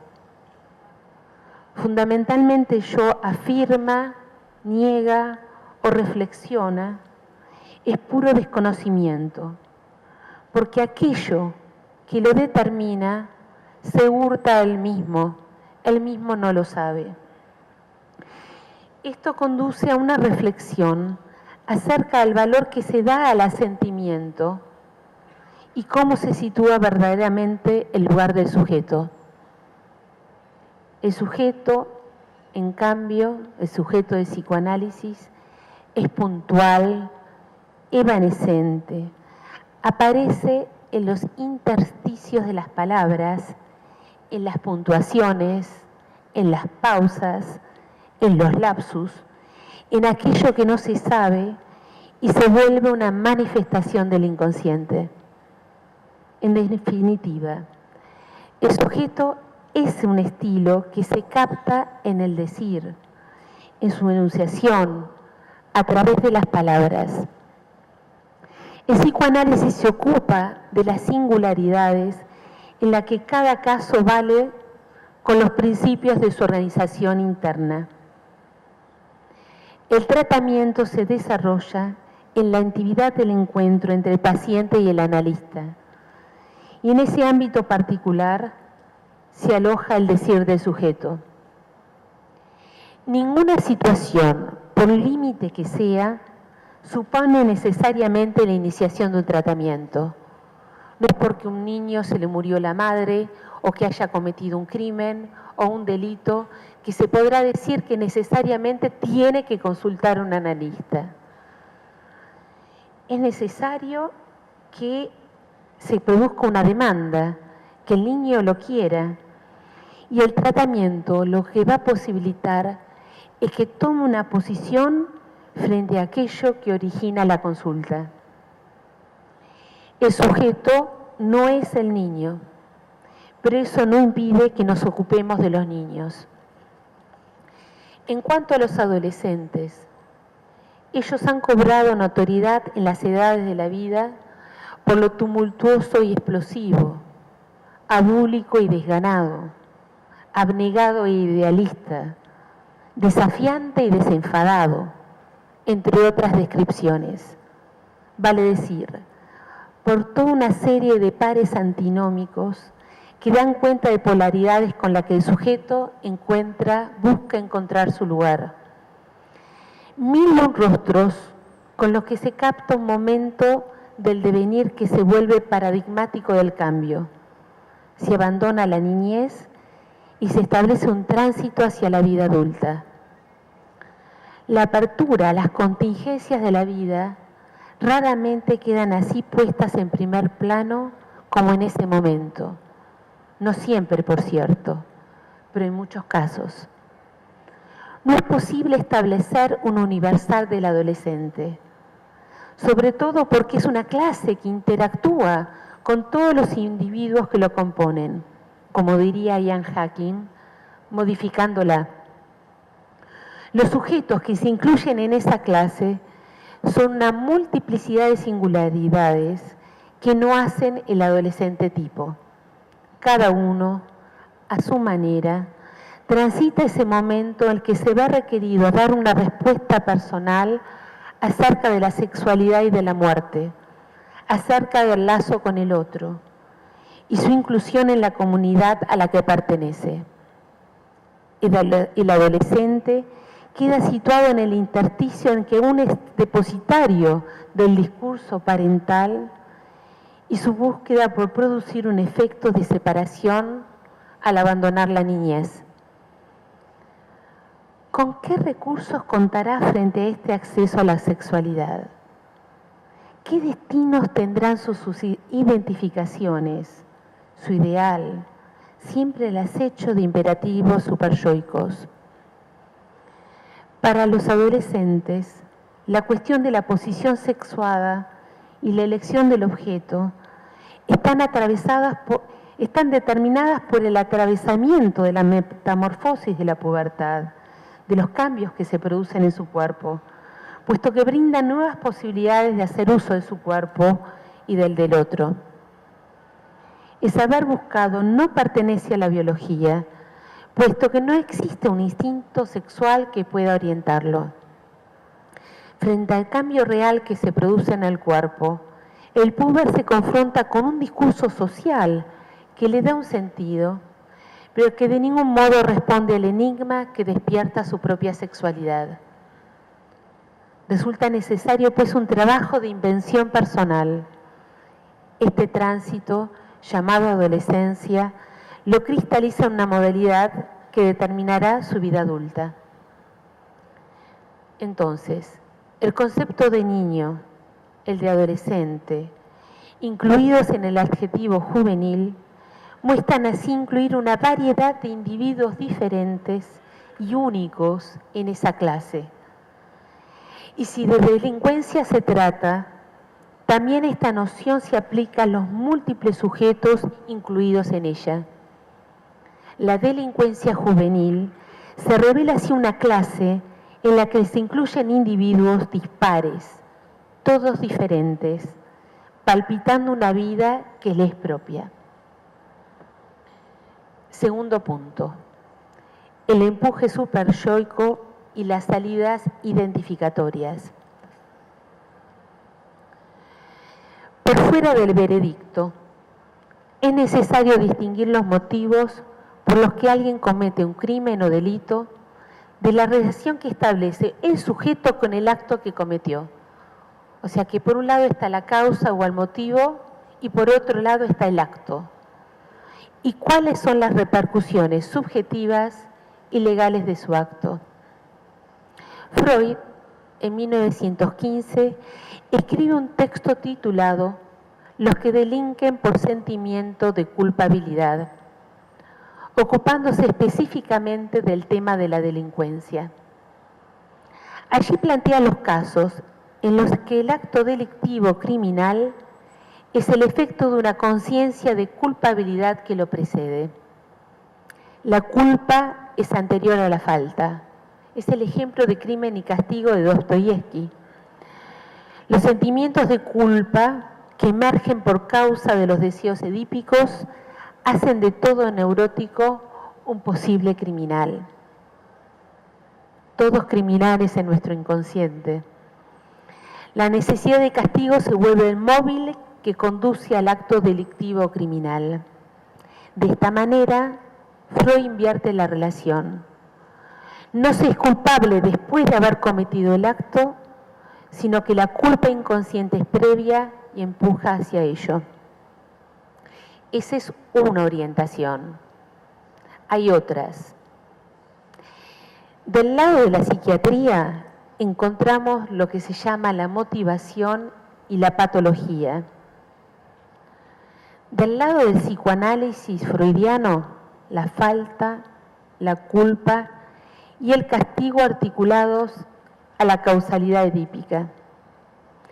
Para las legislaciones, el tema concierne a la imputabilidad. Y por último, podemos añadir a esta serie cómo el empuje del super-yo y las identificaciones frágiles y débiles de nuestra contemporaneidad contribuyen en la inclusión de jóvenes dentro de la categoría de la delincuencia. Freud señala la siguiente paradoja. Cuanto más renuncia el sujeto a lo pulsional a fin de responder a los mandatos del super-yo y hacerse amar por él como espera ser amado por el padre, más aumenta la severidad del super-yo. No existe un padre único. Existen distintas versiones del padre, como así también modalidades de hacerlo existir por amor. Pero el amor no se tramita sin falta. Este es el circuito propio del super-yo freudiano, que ante cada renuncia pulsional aumenta su severidad e intolerancia, exigiendo aún más renuncias. La paradoja freudiana de una renuncia sin fin es dilucidada por Lacan cuando indica que el super-yo no prohíbe el goce, como dice Freud, sino que empuja a ello. ¿Qué es el goce? Para decirlo fácil, no es la satisfacción. Es la satisfacción y la muerte. Es la satisfacción y la pulsión de muerte. Es lo que empuja hacia lo mejor y hacia lo peor. No hay que darle un uso banal al término goce, que es un concepto utilizado por Lacan y no como se usa habitualmente. Incluye esta noción del bien y el mal. El goce no es equivalente al placer. El verdadero imperativo super-yoico es goza, o sea que sigue hasta la muerte. Sigue adelante haciéndolo para lo mejor y aún cuando sea para lo peor para ti mismo. Por eso Lacan llega a hablar de la gula del super-yo. Todavía un poquito más y más y más. El super-yo no tiene una función socializante, ni tampoco actúa como una barrera frente a los deseos incestuosos como pretendía el super-yo freudiano, sino que es un mandato de goce cuyo cumplimiento lo vuelve tanto más poderoso. La severidad del super-yo del niño no expresa la severidad que ha experimentado en su trato. El psicoanalista Ashhorn, en el siglo pasado, que se dedicó especialmente al tema de la delincuencia, distingue dos métodos patógenos de educación. El padre excesivamente indulgente, aquel que lo ama mucho, tal vez demasiado, quien no después de todo, ocasiona en el niño la formación de un super yo hipersevero, porque bajo la impresión del amor que recibe, siente que no tiene otra salida más que volver su agresión hacia adentro. Por otra parte, el niño educado sin amor por un padre excesivamente severo, que es la respuesta del amo frente al niño, esa respuesta excesiva frente a un niño desamparado. En esos casos falta la tensión, dice Eichhorn, entre el yo y el super yo, y toda su agresión puede dirigirse hacia afuera. ¿Ven la paradoja? Uno podría decir que la respuesta del amo excesiva podría frenarlo. Pues bien, no necesariamente. En la actualidad existe una decadencia de la función del ideal y una promoción de lo que dice Lacan del objeto de goce. Las figuras de la autoridad vacilan y el significante amo se pluraliza. La crisis contemporánea de la identificación conduce a una diversidad de identificaciones imaginarias como simbólicas. La figura del padre moderno, humillado, desocupado, caído, es otro modo de la expresión del declive del ideal. Del padre edípico del siglo pasado, correlativo a la referencia ideal, se pasa a nuestra contemporaneidad, en nuestro siglo XXI, a la falta del padre, a la pluralización de los padres, del nombre del padre, de modo tal que uno puede preguntarse qué actuó como padre para ese niño. La expansión identificatoria contemporánea no va de la mano con la tolerancia y el respeto por la diferencia y por lo extraño. Los estilos de vida, los estilos de goce, reivindicados en su multiplicidad y dispersión, que evocan la fragmentación del ideal simbólico y la distribución del goce en nuestra civilización, construyen nuevas comunidades alternativas, como así también su mutuo rechazo. El horizonte de la segregación, en sus distintas vestiduras, se vuelve tanto más patente en las cotidianidades como también en sus acontecimientos imprevistos, por lo que no se pacifica la crueldad, la indiferencia, el racismo que se creían frutos de ideales imperantes en otras épocas. El siglo XXI no se ha mostrado menos sangriento que los anteriores, y nuestras guerras contemporáneas, que incluyen sus modalidades de guerras civiles, en tanto que involucran a la población civil, la xenofobia, la intolerancia, dan cuenta de la supervivencia del mal, del cacón, que encarna esencialmente el otro y su diferencia. ¿Qué sucede entonces cuando la identificación vertical al líder queda opacada y desaparece su lugar de excepción? Porque Freud hablaba de una identificación al líder que ocupaba el lugar del ideal y cómo los hermanos producían una identificación lateral a partir del amor al padre. Entonces estamos en una época que ese padre ideal ha caído y ese lugar queda vacío.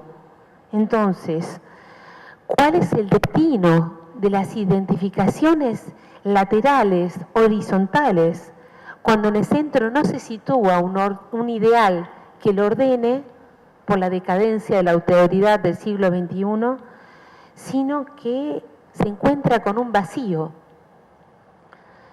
Los sujetos se identifican cada vez más con sus historias familiares discontinuas y llenas de agujeros.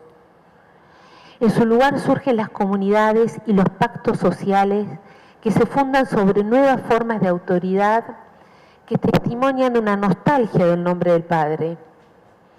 Pero cuando mayor sometimiento al ideal se pone en juego, mayor es el extravío que puede llegar, incluso el empuje a la obediencia hasta la muerte. El estado de excepción prolifera y extiende esta tensión entre el vacío del uno, o sea, ese uno que falta, y su implacable retorno superyoico. Lo patológico aquí se demuestra en el exceso, en el caos correlativo a una multiplicidad inconsistente y una civilización dispersa que responde a exigencias de goce.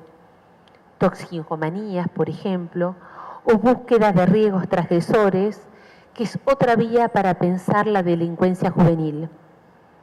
En realidad, la sociedad moderna, con sus nuevas estrategias de intentar salvar al padre ideal, retoman el antiguo espíritu religioso, pero al mismo tiempo ponen de manifiesto su declive y el reverso de nuestra vida contemporánea, que se expresa como un empuje superyoico en el lugar del ideal que falta. La multiplicación de significantes amos y sus versiones de mundos posibles esencialmente se vuelve solo con algunos con quienes me identifico. O sea que lo que estoy diciendo que falta el ideal que aúne, entonces se arman pequeñas comunidades con quienes los sujetos se identifican, pero que no tienen una consistencia en sí misma, sino que pueden producir alternancias. Cada uno queda con un fragmento de goce en una diversidad que no incluye a los otros y que empuja a la exacerbación de la segregación. La pregunta del niño o del adolescente acerca de quién soy puede tener así como respuesta: soy como los otros, con quienes me identifico. Otros contingentes, aleatorios, incluso en bandas de delincuentes, por fuera de toda ideología. Algunas de las comunidades virtuales se constituyen por ideales cambiantes.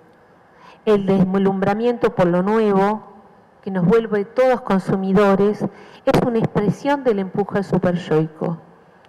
Se consumen productos, imágenes de juventud, lazos amorosos, como así también significantes simbólicos con los que las comunidades se identifican para decir quiénes son. La velocidad que toma el lazo con los otros hace que predomine el incansable desplazamiento de objetos, personas y significaciones. Sigmund Bauman, en el libro El amor líquido, subraya que la pasión de los habitantes de Leonia, una de las ciudades invisibles de Italo Calvino, que disfrutan de las cosas nuevas y diferentes que estrenan cada día. Pero cada mañana los restos de la Leonia de ayer esperan en el camión del basurero. El empuje al consumo muestra así su verdadero rostro. La promoción del objeto de goce, también resto que consume nuestras pasiones. La comunidad de identificaciones simbólicas débiles, porque no tienen consistencia, que se mantiene por identificaciones imaginarias, dan cuenta de la proliferación del culto por la imagen, de las pandillas, del como sí ubicuitario, en discursos impregnados de significaciones que introducen un ideal tan postizo como transitorio. ¿Qué es entonces lo patológico de la identificación? Georges Canguilhem señala que lo normal apunta a la norma, a la regla que unifica lo diverso y reabsorbe las diferencias. Este elemento disciplinario, regulador de las relaciones sociales, legitimiza cierto ejercicio del poder, por lo que Foucault indica que puede considerarse un concepto político. Como contrapartida, lo anormal, como negación lógica, es anterior, puesta que suscita la intención normativa. De esta manera, lo normal se opone a lo anormal, pero no a lo patológico, y entre ellos se instaura un límite impreciso. Podríamos decir que todos somos anormales frente a la ficción de una norma que va cambiando en el tiempo. En determinados momentos históricos se asocia lo normal a la salud y la anomalía a lo patológico. Pero si se apunta a la diversidad y no a la norma ideal a la cual ninguno de nosotros nos ajustamos, la frontera móvil entre lo normal y lo patológico debe ser examinada para cada sujeto. La universal de la llamada normalidad se opone así a las particularidades patológicas que se encarnan en singularidades, se encarnan en vidas y que pueden ser estigmatizadas en lo social como marginalidad. No basta con ser espectador o el vigilante de un panóptico creado para el control social. Evaluar, cuantificar, establecer tipologías, medicar, empujar a la adaptación a una normalidad construida por las estadísticas, no dicen nada acerca del mundo singular habitado por cada uno. La llamada delincuencia juvenil o fenómenos de marginalidad social no nombran tanto una nueva forma de enfermedad que se contrapone a la normalidad del ideal, sino que expresa sus vacilaciones, sus intersticios, sus tropiezos, sus crisis, sus nuevas vestiduras y, en definitiva, su profundo desamparo. Nos recuerda que el lazo con el otro no es sin temor y temblor y que su diversidad debe ser examinado de a uno. Muchas gracias.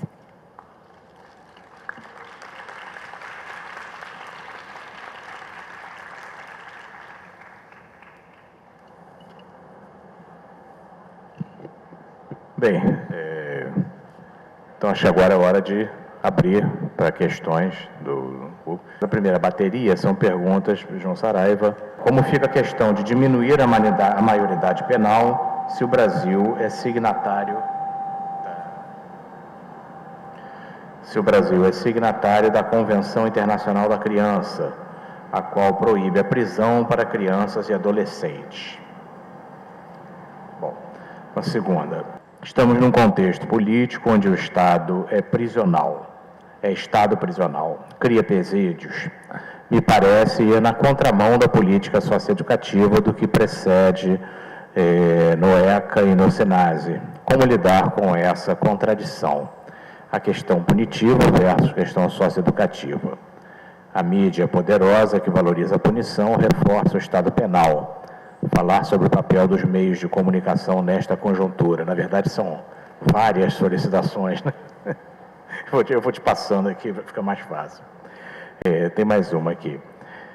Sua pontuação acerca da súmula do STJ não alcança dos adolescentes que estão internados, haja visto que desconhecem ou temem requerer seus direitos. Exemplo, a violação no ato da prisão. Bom, vamos ficar só com essas três por enquanto? Por enquanto não vamos ficar. Essa foi a primeira. Ok. Então, ela quer fazer uma Como questão. nadie me preguntó nada, me voy a hacer una pregunta, que es, ¿qué pienso yo acerca de la relación entre la justicia y el psicoanálisis? Así que, antes que hable una hora, me pregunto yo sola y voy a contestar. ¿Contesto antes que vos o después? Yo. No te pregunto a vos.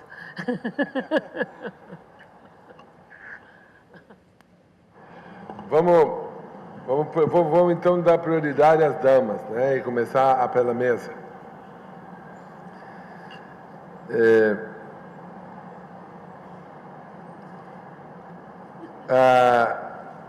O direito da criança e do adolescente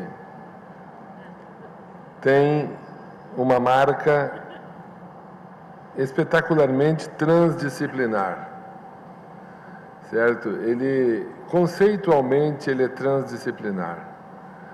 E ele propõe uma articulação entre o direito e outras ciências, como a psicologia.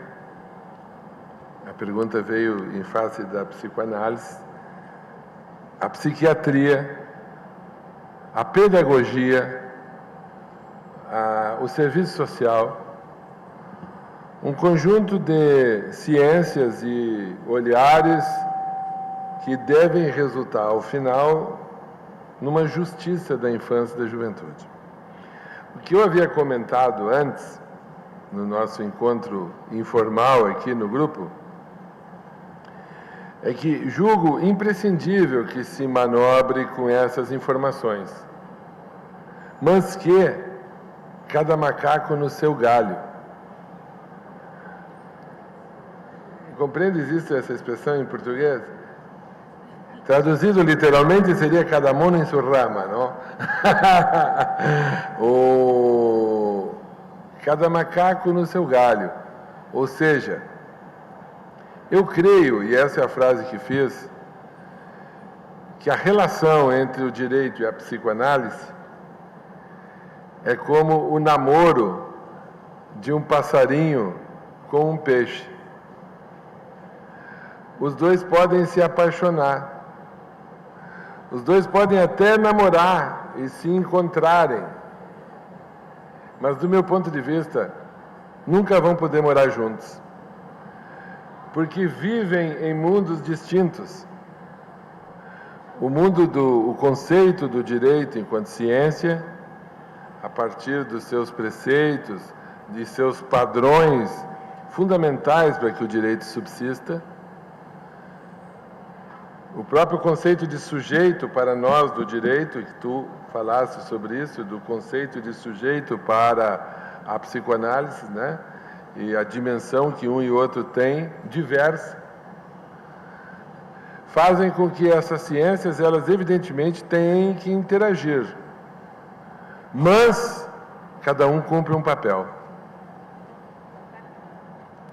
Le voy a contar lo que le contesté a él, porque nosotros empezamos antes el debate. Decía que la legislación tiene una función reguladora social y tiene una interacción con lo social. Y habla, al menos en estas legislaciones nuevas, del sujeto del derecho. Quise enfatizar que el sujeto del derecho, que tiene que ver con el reconocimiento y la responsabilidad jurídica, no es el sujeto que trabajamos en la experiencia analítica, que es responsable de sus actos, pero que no tiene que ver con la responsabilidad jurídica. Yo creo que es fundamental saber que el psicoanalista no es juez y el llamado de psicólogos y de psicoanalistas no tiene que volverse una justificación de un acto. Sí. O sea que no pienso de ninguna manera que la interrelación entre la justicia y el psicoanálisis tiene que servir como coartada para un acto. El psicoanalista no es juez. Nosotros podemos desde el psicoanálisis tratar de explicar el fenómeno de la delincuencia o de la criminología. En esta ocasión intenté decir algunas palabras sobre la delincuencia, sobre la criminología, he escrito varios libros, pero eso no significa que en la hora de decidir cuál es la posición de la justicia frente al acto, no haya necesidad de que sea el juez quien lo decida. Pero, ¿cuál es el aporte a mi gusto del psicoanálisis para la justicia? Es este tema que decía de no deshumanizar las leyes. Las leyes tienen que valer para todos y tienen la dificultad de cómo contemplar las excepciones. Si desde el psicoanálisis todos somos locos, todos somos anormales y cada uno a su manera, porque todos somos distintos. Los delincuentes no es la clase, es una clase, pero está lleno de diferentes sujetos. En esta sala somos todos diferentes, estamos todos acá y sin embargo cada uno a su manera. Algunos duermen, otros no me entienden porque hablo español y otros dicen que sí porque siguen mi discurso. O sea que cada uno a su manera. El psicoanálisis aporta esto, el punto donde pueda contribuir a tratar de contemplar las excepciones que no se tratan solamente de números o de cifras o de cuantificaciones, sino que cuando se trata de dirimir sobre la vida de un niño o de un adolescente o de un adulto, quien fuere, Se trata de hablar de vidas personalizadas, singularizadas y siempre diferentes. Este es un aspecto para modular algo que no se vuelva una vara muy severa. Una vara dura, al golpear se rompe. Tenemos que lograr tener la flexibilidad como para que la ley pueda dar una respuesta frente al acto sin ser extremadamente severo, porque eso no logra la respuesta de poder el sujeto tomar una posición. Pero yo creo que a pesar de ser dos discursos diferentes, y en eso coincido con vos, yo creo que la justicia nos enseña mucho acerca de cómo piensa una época, lo que se debe hacer y lo que no se debe hacer, cuáles son las normas que se instauran dentro de una sociedad, para ver después cómo se incorpora para cada sujeto. Y yo creo que el psicoanálisis lo que permite es que no olvidarnos que se tratan de vidas encarnadas. De acuerdo. No sé quién era el pececito o el pajarito en este caso, pero estamos de acuerdo. Não há nada mais psicoanalítico do que o verso do Caetano, falávamos antes aqui, que diz, em português, que de perto ninguém é normal. De cerca nada é normal. Não? Então, isso é verdade. Então, a contribuição da psicoanálise para a individualização da lei, que é genérica e é geral, é indiscutível. Até para poder examinar a condição de cada sujeito. Isso nos falta muito na Justiça da Infância e Juventude, mas nós temos muito mais do que na Justiça Penal, certo? Porque se os nossos adolescentes têm poucas informações, como uma das perguntas que me foi formulada aqui, eu estou para dizer que no sistema penal o acusado maior de 18 anos não tem nenhuma. Certo? Porque o nível de atenção que o adolescente recebe no sistema socioeducativo, mesmo que seja deficiente, no sistema penal para os maiores de 18 anos é um descalabro, ele não existe. Isso é um assunto para discutirmos num segundo momento, mas fico feliz demais, Silvia, com a tua contribuição, com a tua observação que fizeste. Concordo contigo. Tem 3 perguntas aqui, eu vou responder rápido. Como fica a questão da diminuição da maioridade penal se o Brasil é signatário da Convenção e esta proíbe a prisão? Não, vamos fazer uma correção. A Convenção utiliza uma linguagem que é uma linguagem universal e é uma linguagem da ONU que define como privação de liberdade toda situação em que o sujeito está submetido à guarda do Estado e sem possibilidade de se afastar daquele espaço, se não for por autorização deste Estado.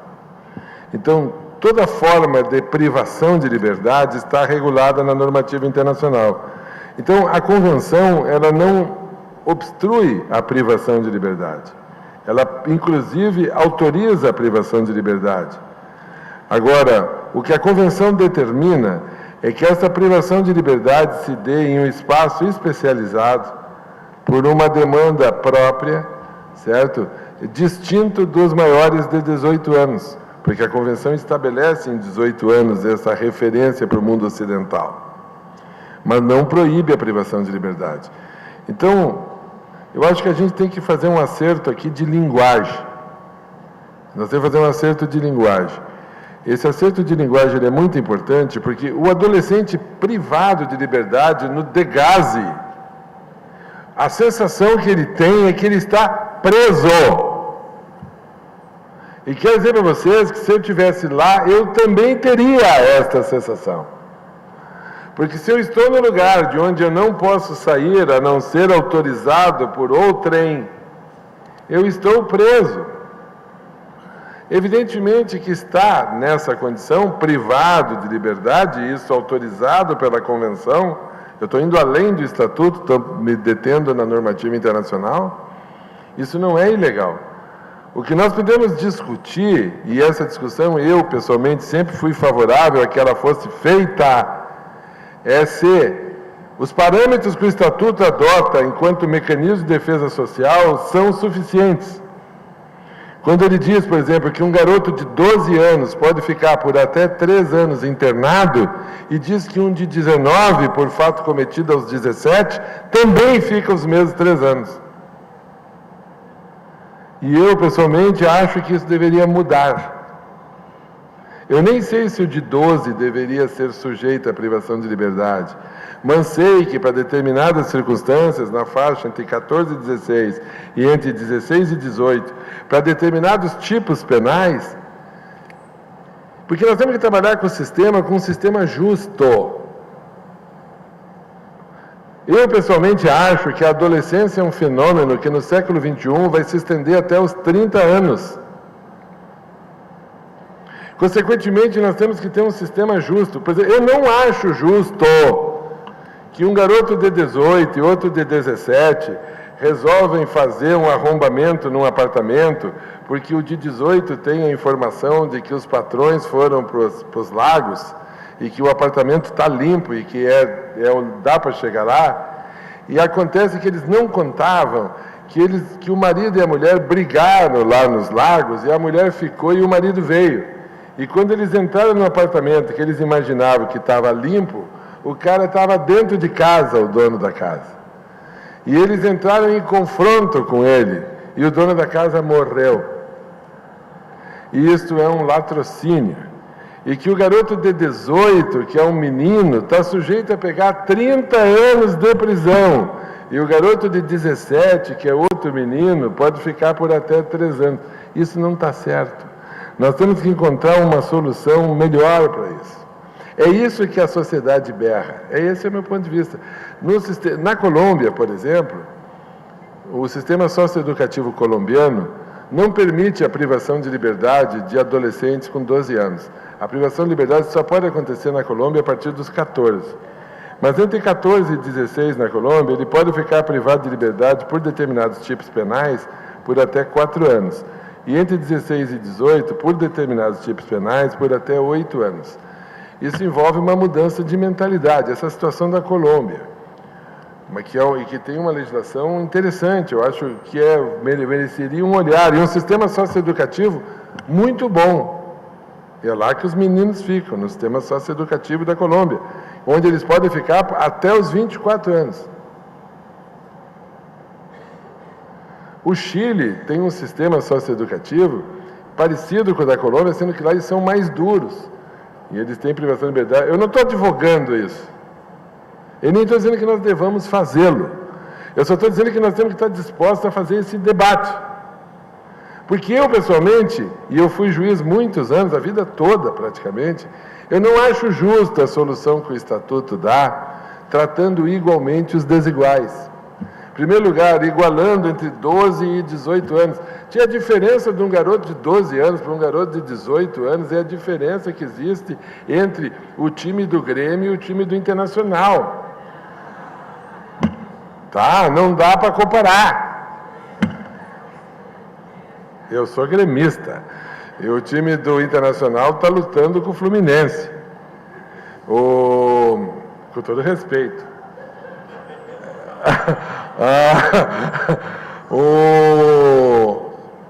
Não tem, porque estão em situações, esse menino de 12, esse garoto de 18, estão em situações da vida completamente diversas, inclusive do ponto de vista da sexualidade, que é o fator mais importante nessa etapa da vida. Porque o garoto de 18, visita íntima para ele tem um significado. A possibilidade da saída temporária, aquela que ele tem a chance de dar o tirinho dele, tem um significado. O garoto de 13 está só na punheta. É completamente diferente a dinâmica.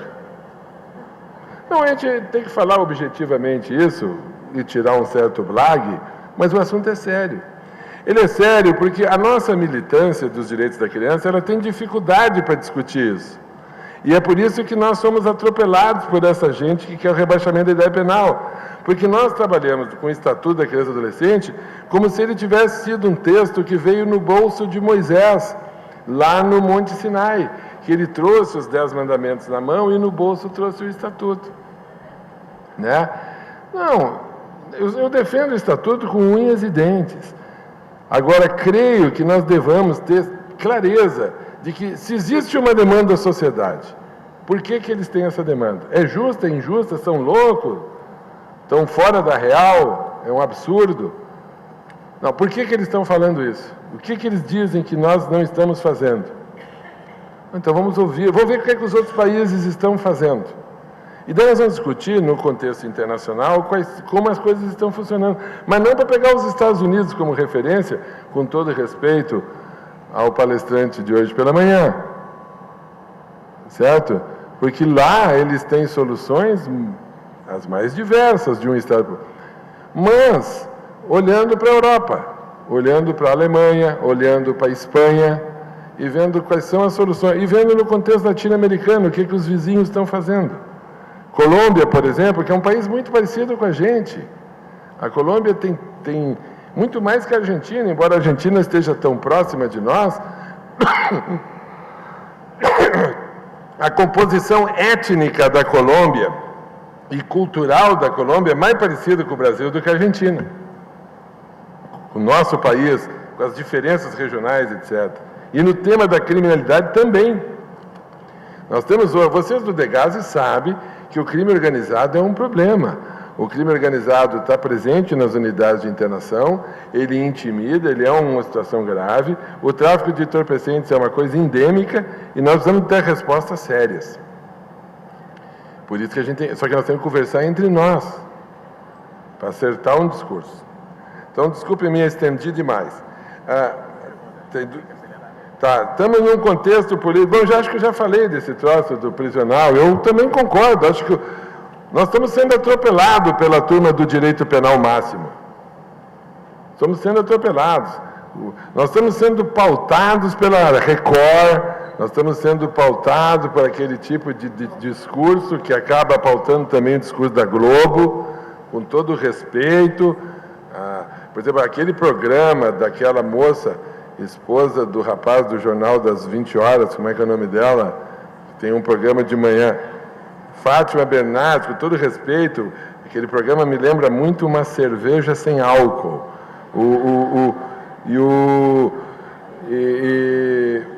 Logo depois daquele evento trágico de São Paulo, horrível, em que o menino foi morto, ela levar os pais do menino para discutir rebaixamento da idade penal. Desculpa, aquilo ali é um troço absolutamente dramático, inaceitável. Enfim. Sobre a questão do STJ, que os meninos ignoram, nós precisamos de defesa. Os adolescentes precisam de defesa. Os adolescentes precisam de advogado, eles precisam da assistente social, precisam do psicólogo, precisam do pedagogo, mas precisam também de advogado para defendê-los. Houve um tempo que a justiça de menores era uma justiça consensual, onde todo mundo era bonzinho, o juiz era um amor, o promotor era querido, e daí todo mundo entrou nessa onda de todo mundo é bonzinho. Era a justiça do consenso, uma justiça em que não havia líder. Não, a justiça da infância e juventude, no tema infracional, ela tem líder, ela tem conflito de interesses. E quem defende a liberdade do adolescente é o advogado. E ele precisa da defensoria disposta a lutar por ele, pela sua liberdade. E acho isso um tema importantíssimo. Então, nós temos várias dimensões dessa discussão. Nós podemos fazer a discussão na dimensão transdisciplinar, que essa dimensão remete, da psicoanálise, da psicologia e dos demais elementos que permitem compreender o mundo e esse personagem adolescente, mas tem uma discussão muito clara, política e jurídica. E que se nós não nos apropriarmos dessa discussão, nós vamos tomar uma bola nas costas. E vamos ser surpreendidos por essa bola nas costas. E daí vai ficar mais complicado. E eu não posso admitir que no sistema de atendimento de adolescentes em conflito com a lei, no Brasil, exista alguém que defenda o rebaixamento da idade penal. Se alguém pensa dessa maneira, está no lugar errado. Certo? Tem muitas outras coisas para fazer na vida. Coisas legais. Mas certamente não é atender adolescente em conflito com a lei. Essa é a minha opinião. Me estendi demais. Bom, nós vamos fazer mais, já tem algumas perguntas aqui, tem 2 baterias de perguntas e com essas nós encerramos, não é possível mais, senão o horário estoura. Há 2 perguntas para a Silvia, vou deixar ela falar primeiro, porque senão ele fala até as 4h30, vocês sabem disso, né? Então, a primeira pergunta, você acha que é possível retificar algo da posição subjetiva através do cumprimento de medidas socioeducativas? Ou seja, bom, compreendeu. A outra é uma pergunta, me parece faz uma associação, ele vai dizer, alguns autores apontam que a figura da autoridade, o interdito, é realizado, no caso dos infratores, pelo juiz. Eu acredito que seja uma pergunta sobre o que ela pensa disso, se o juiz faz o papel do pai, alguma coisa assim, né? Las 2 preguntas están relacionadas de alguna manera. El juez no es un padre, pero el punto de partida es que hablamos para cada sujeto y las contingencias que se producen en la vida en los encuentros para cada sujeto. Hay una diferencia esencial entre el adolescente y el adulto, entre el niño, el adolescente y el adulto, que traté de explicar. Hay una apertura a la contingencia en la infancia y en la adolescencia que no es que esté exenta en la adultez, pero en la adultez ya hay una cristalización de posiciones. Entonces, que esto vos es lo que decías, si es lo mismo para un chico de 12 años o a los 18 años o a los 30 años.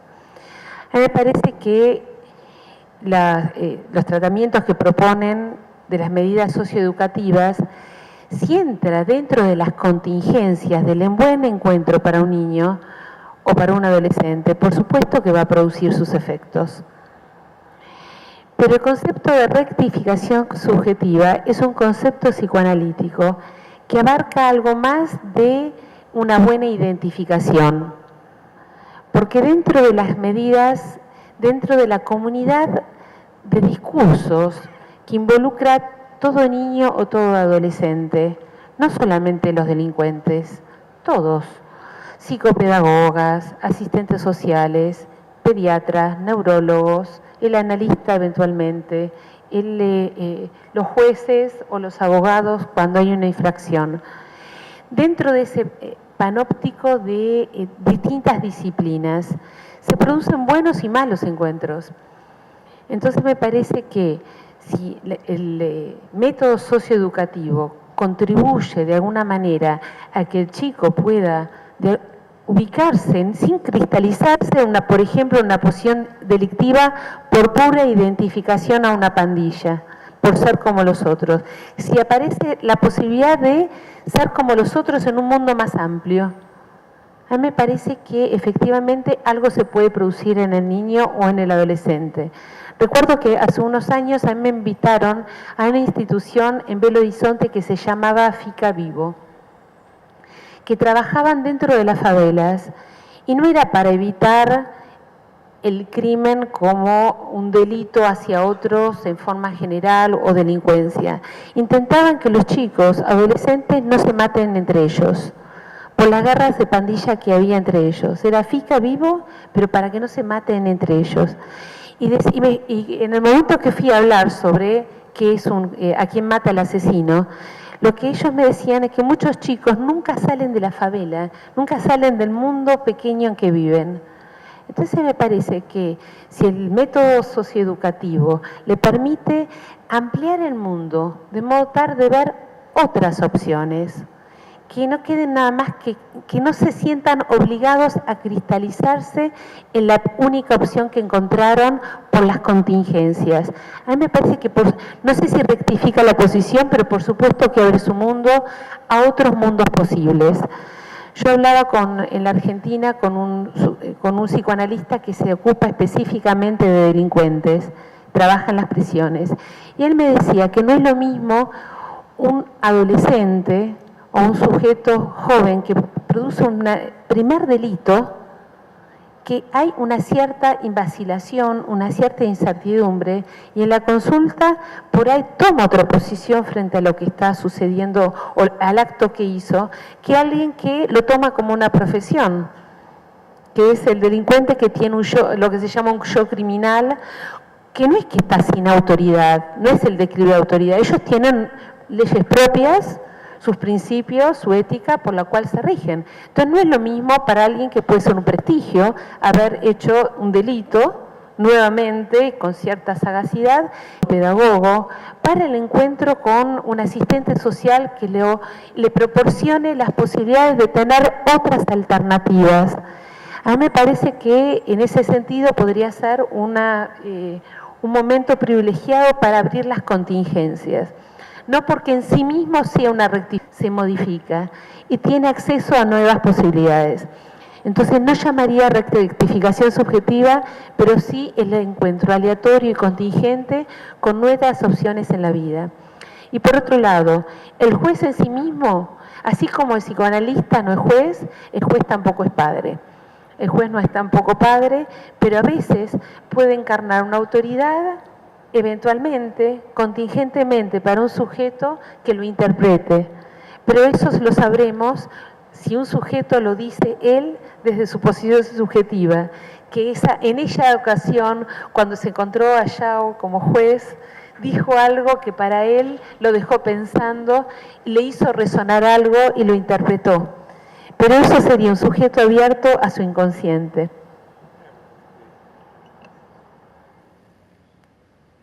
Bem, fazer então aqui as últimas perguntas, Dr. João Saraiva. A primeira diz assim: como o adolescente pode achar justa uma medida se a própria equipe não a compreende? Cada juiz pensa de uma forma, cada promotor tem o seu padrão de avaliação e nem a Defensoria Pública tem coerência nas suas orientações. Acho que ela está mais ou menos vinculada com as outras que chegaram. Então, vou fazer todas logo de uma vez. São Paulo, tido como um estado que executa as medidas socioeducativas em regime de internação de forma satisfatória pelo Conselho Nacional de Justiça, tem hoje mais de 9 mil adolescentes internados. Dada a sentença via internação compulsória, como proteção integrada ou punição exacerbada, sem grande reflexão, qual seria a resposta funcional dos executores das medidas socioeducacionais?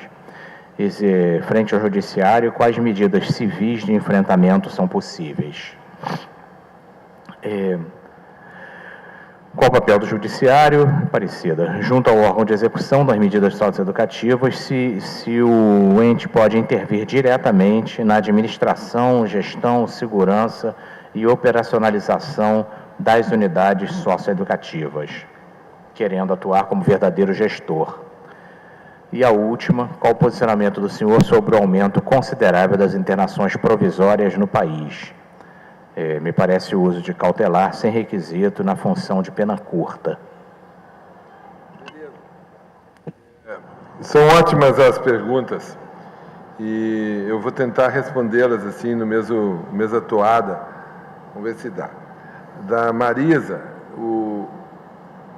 a questão da confusão dos papéis, né? A questão a não compreensão da medida, a não percepção da justiça da medida, o não cumprimento da função de interdição de uma maneira compreensível. Eu acho, o que me parece que nós temos o sentimento que eu tenho é que nós estamos experimentando no Brasil um momento não positivo, certo? Eu acho que há um certo retrocesso nas instituições. Esse retrocesso explicará esse aumento das internações provisórias, por exemplo, porque ele passa dentro desse mesmo contexto da pergunta da Marisa. Ou seja, há um certo entorpecimento da função dos atores. Há um certo entendimento da privação de liberdade como solução aos problemas da segurança pública. há uma percepção de uma resposta penal a um problema que é social. Porque, vejam bem, eu que sou um penalista, vamos supor, como formação, eu não tenho dúvida nenhuma que o direito penal não resolve o problema da segurança pública. Nós precisamos de um direito penal, inclusive para adolescentes, para administrar o problema. Administrar. Ele tem que ser administrado de forma que a sociedade confie nessa administração. Agora, a redução dos índices de violência não se dão pelo sistema penal, se dão pelas políticas públicas. É por isso que a Suécia está fechando os presídios, e vocês viram no Facebook. Por isso que a Holanda, que há muito tempo liberou o uso da maconha, está fechando o presídio. Está fechando o presídio não é porque liberou o uso da maconha. Está fechando o presídio porque tem políticas sociais e públicas no país que permitem que faça isso. Agora, a Suécia, como a Holanda, tem um sistema penal juvenil. Tem um sistema para atendimento de adolescentes infratores, porque lá, como aqui, também existem adolescentes infratores, privados de liberdade. Claro que não são nas dimensões que nós possuímos aqui, mas eles também têm esse sistema. Um sistema penal juvenil, um sistema enérgico. Agora, foi esse sistema que resolveu o problema da delinquência juvenil na Suécia e na Holanda? Não! Esse sistema é um sistema que existe para administrar as questões a ele atinentes.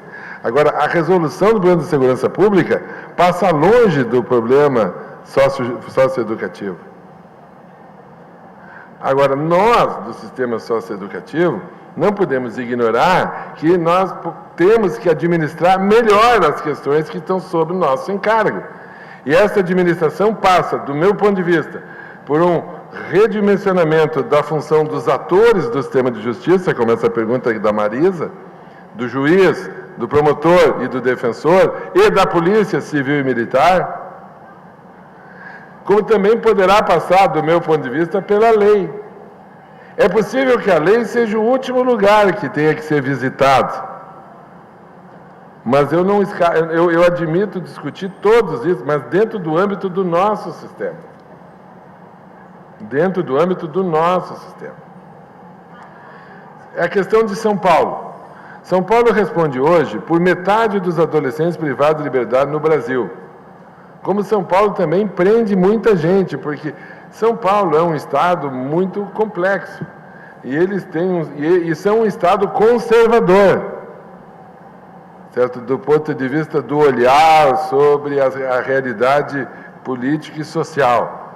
E eu não estou com papo de gaúcho no Rio de Janeiro criticando o paulista, que é uma coisa chata, né? Nós, os gaúchos, os carioca, gostamos de nos reunir para falar de paulista, certo? Mas eu acho que as questões que São Paulo apresenta, do aumento de privação de liberdade, não é só de São Paulo. Há um aumento da privação de liberdade no Brasil. O Paraná tem hoje 1.400 adolescentes privados de liberdade. Pernambuco tem um número de adolescentes privados de liberdade impressionante. E Brasília tem o maior número de adolescentes privados de liberdade do Brasil na relação por habitante. Se tu pegar a relação habitante, número de adolescentes privados de liberdade, o maior número de adolescentes privados de liberdade do Brasil está no Distrito Federal, não está em São Paulo. Embora São Paulo responda em números absolutos por metade dos adolescentes privados de liberdade do Brasil. Então, só que a questão de São Paulo é a nossa questão. É uma questão de sistema de justiça que tem que funcionar. O sistema de justiça nós temos que dar um up no sistema de justiça. Nós deixamos cair a peteca. Certo? Há uma confusão, as pessoas não têm muito claro o que é a área de proteção, o que é a área socioeducativa. Há uma revivência da lógica do Código de Menores sobre uma outra roupagem. Certo? Há uma revivência disso, dizendo que estão operacionalizando o Estatuto, mas é uma revivência daquela lógica da situação irregular, sobre agora, especialmente movido pelo tema da droga, certo? Porque o tema da droga agora virou uma panaceia, porque agora e é um problema gravíssimo no nosso país, não só no nosso país, na América Latina em particular, mas no Brasil tem dimensões enormes, porque nós somos um país que temos 200 milhões de habitantes. Então, em números absolutos, é um número alarmante o conjunto de pessoas envolvidas com o uso e o tráfico de entorpecentes, particularmente o tema do crack, né, e com todos os danos que isso produz. Agora, não é com direito penal que nós vamos resolver isso. Já está provado que isso aí não deu certo com o direito. Nós vamos ter que encontrar outra solução.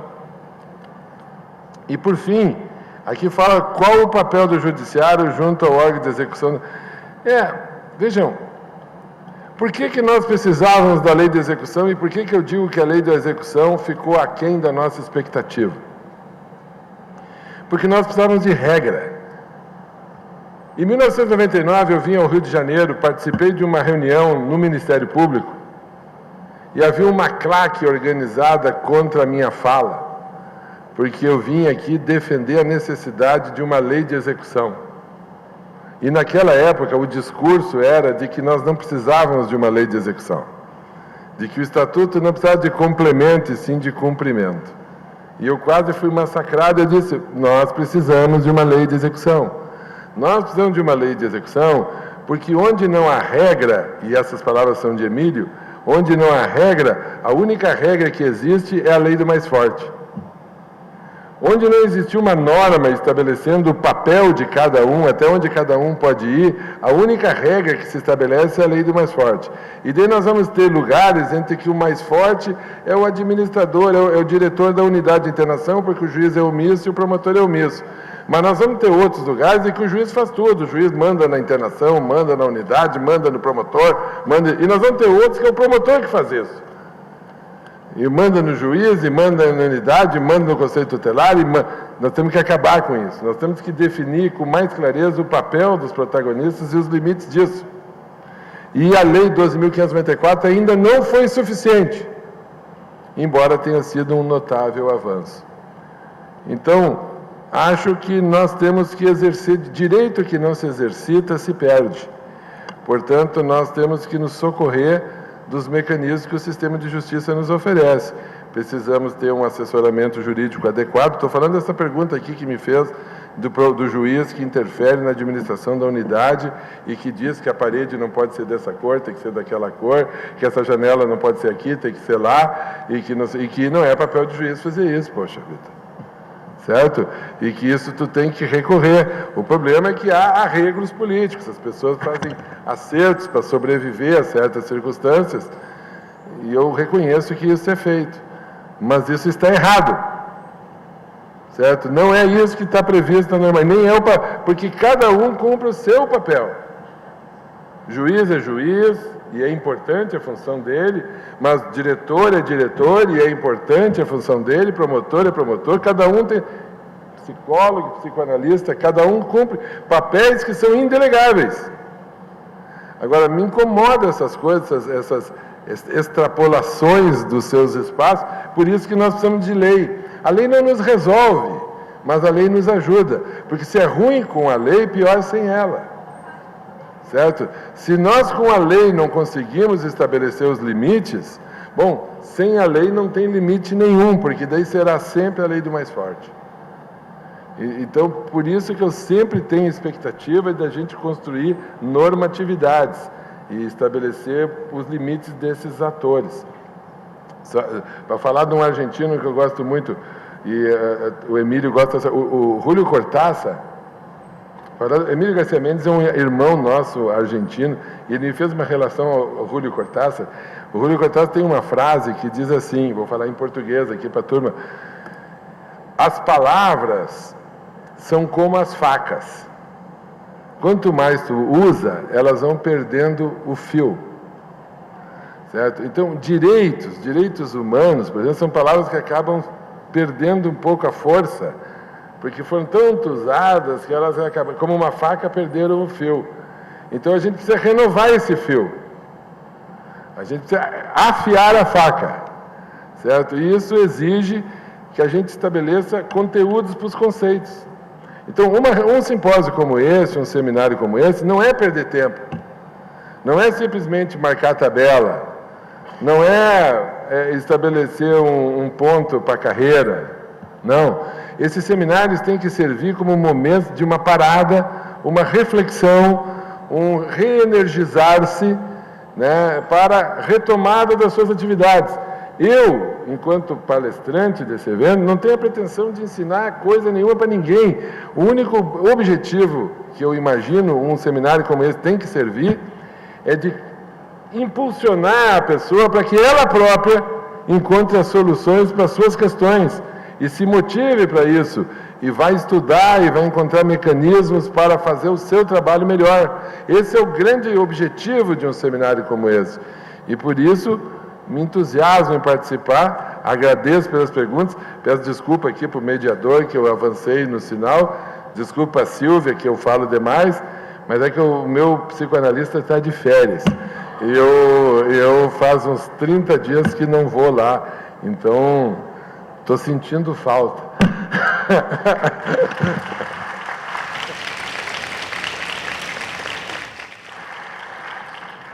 Bem, então nós podemos, só com 1 minuto de atraso, encerrar nossa programação, na verdade, passar para a organização, agradecer imensamente a chance de estar aqui aprendendo bastante.